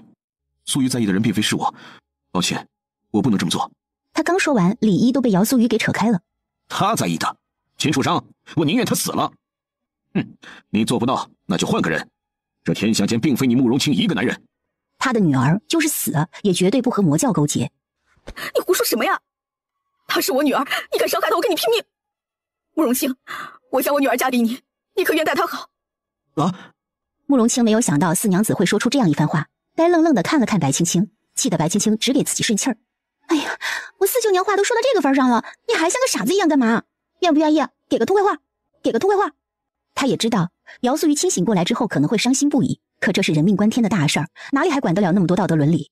迟疑了一会儿的慕容清将自己佩戴的一件长命锁从脖子上摘了下来，递给四娘子说道：四夫人，此物件为我皇祖母在世留给我的，跟了我20几年，如今我交于您，就算是交换了信物，日后卿必定会十里红妆接素玉回府，也定会待她好。说罢，他一把抱起姚素玉就要走，刚出去一步就被四娘子给拦住了。四娘子掰着姚素玉的手，从她手上撸下来了一串紫玉手串，交给了慕容清。你先回去，回头我与你说。慕容清抓过手串，抱着姚素玉跟着宁宁离开了。看着他们离开的背影，四娘子痛哭了起来。四舅舅，现在你该进宫了，如今这事怕是瞒不住，若是传了出去，姐姐的面子就没了。可若是换了一种说法，姐姐与殿下有婚约在身，二人真的发生些什么，也只不过是亲殿下耐不住寂寞罢了。四舅舅，你能明白我的意思对吗？他想来想去，这个法子是对二人伤害最小的了。子弟啊，去吧，大哥陪你一起。青儿说的对，事已至此，我们应当竭尽所能守住素玉的名誉。如今这长命锁在手，我们也好去宫里说道一番。我与四弟进宫，家里就靠几位弟弟妹妹了。大哥放心，我们定当守护好姚家。事关姚素玉的清誉，他们不敢耽搁，连忙进了宫去处理这件事。怎么就还没个消息呢？他算了算，两个人进去都有些时候了，怎么还没出来啊？督主和夫人每次都要折腾许久的，想必亲殿下与姚姑娘也要上一会儿时间吧。夫人也没有太急了。他觉得这话说的没有什么问题，却让白青青羞红了脸。果然门外就不该留人。青儿，来喝一些，你三舅娘今早的给你留了些。你与娘说，你当时是否也是如此？白青青突然回想到出狱时，便笑了。我哪有素玉这么好命？一开始她可是巴不得我死呢。听了女儿这些话，姚氏别过头。是爹娘对不住你。都过去了，还替那些事作甚？总归我现在也不回白家，白家与我也无关。虽然对不起祖母，可娘，我也尽力了。他也是后来才想起来的，白振觉并非是白江的儿子，而是他外婆进入白府时便有了的孩子。至于孩子的父亲是谁，他外婆到死都没说。临死前，他外婆让白振觉答应他，无论如何都要留下孩子在白府，还没说明为何要这般，他就撒手人寰了。这也是为何他们会留白青青在白家，白家人不喜欢白青青的原因。委屈你了，如今你嫁了人，也就不用再回去了。什么节日，你派人去送些节礼便是，省得外人说闲话。我晓得。过些日子呢，就来这边住吧。上官子每人要上朝，没时间看顾你。如今这月份也快到了，娘陪着你总是安全些的。好，过些日子我与夫君便搬过来，到时候还要多麻烦娘了。我是你娘，有什么可麻烦的？夫人，亲殿下出来了，可人有点不大好。走，看看去。好家伙，这到底是做了什么，能把人都做虚脱了？他过去一瞧，慕容清浑身都湿透了，头发也粘在额间，满头大汗。你这不至于吧，大哥？我去，能闹成这样，那药劲儿得有多大呀？想什么呢？慕容清说这话都是有气无力的，他直接躺到地上，闭着眼睛说道：我和苏瑜什么也没有发生。什么？什么？不止白青青，其余的人也愣住了。可鱼儿都多血血了，你……我用内力将那毒逼了出来，不过对他还是有些损伤的。他边说边大喘气，整个人都瘫在地上。听了慕容清的话，姚静他们上前将慕容清抬了起来，送入厢房，又叫了热水进去帮他擦洗。世上怎会有这般痴傻的男儿？他这人是憨了些，可最起码他知道姐姐心里的人不是他，他不会伤害姐姐的。说早知道这样，就不让四舅舅进宫去了。这下可好，弄巧成拙了。该去的。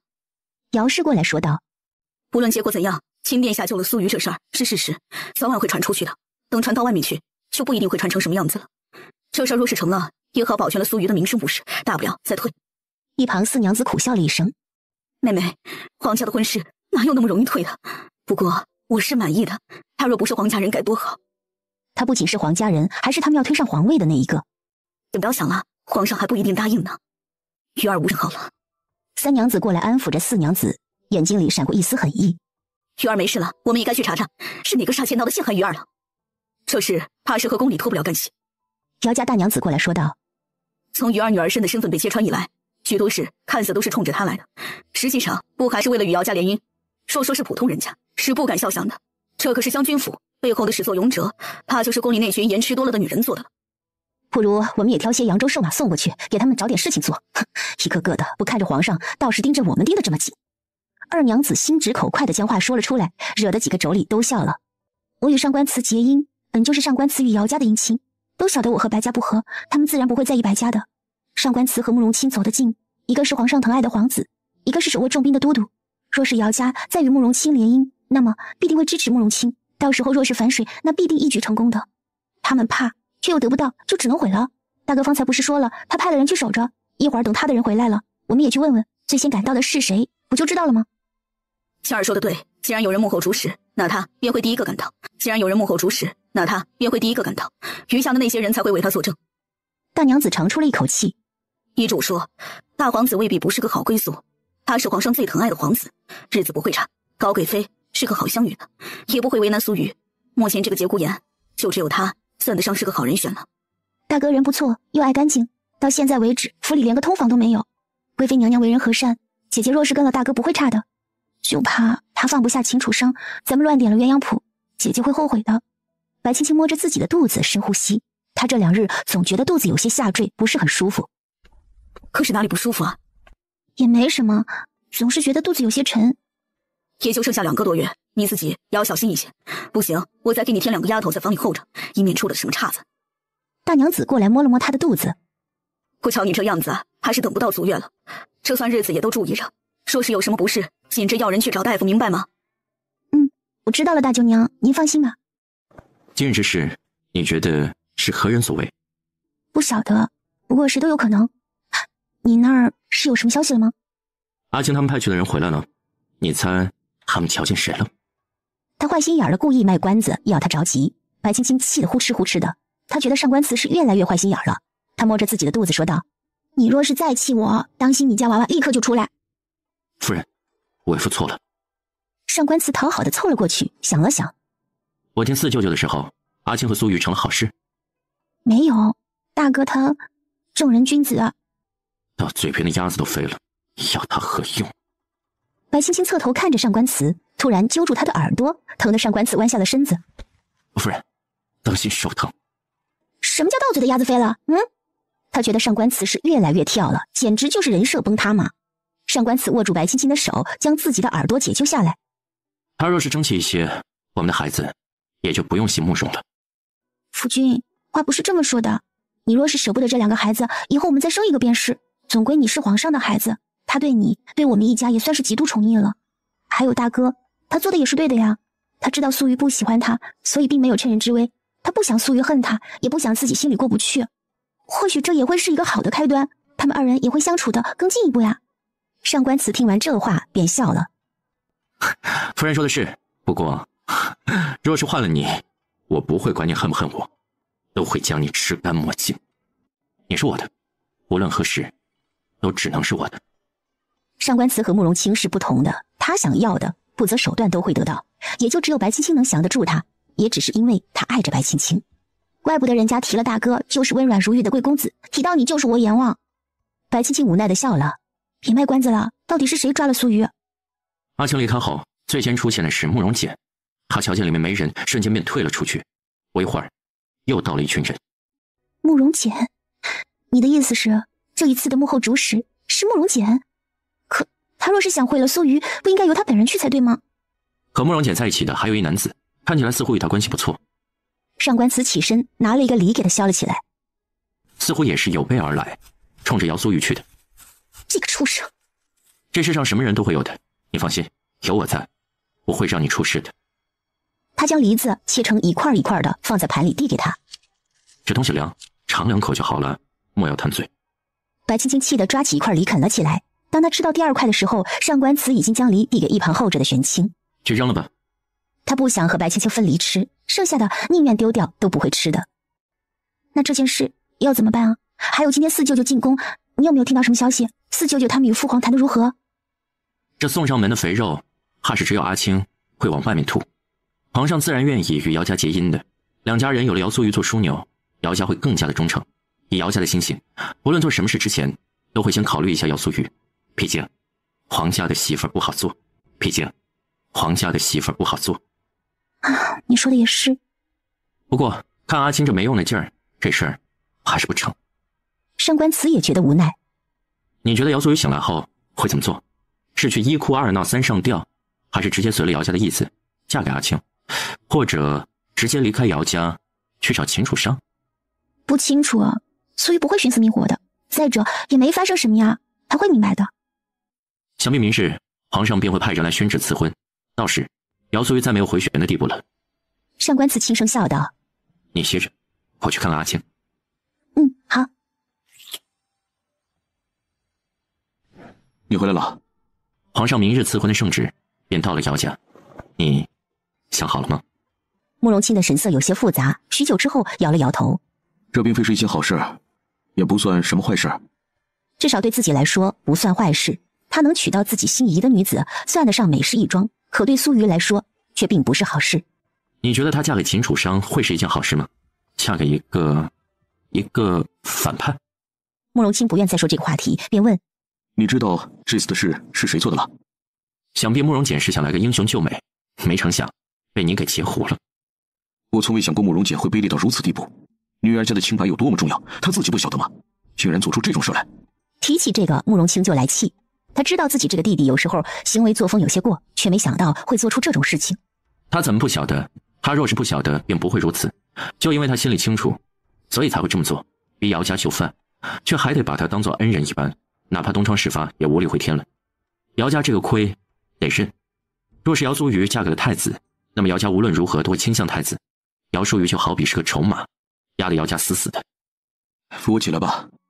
说着，他向上官慈一伸手。上官慈过去将他扶起来，笑了：“体恤，日后多补补。”说着，他给了慕容清一个眼神。慕容清突然就笑了，他懂上官慈是什么意思，捶了他一拳，说道：“少给我说这些荤段子，扶我去吃点东西，我饿了。”听到他说饿，上官慈不厚道的哈哈大笑起来。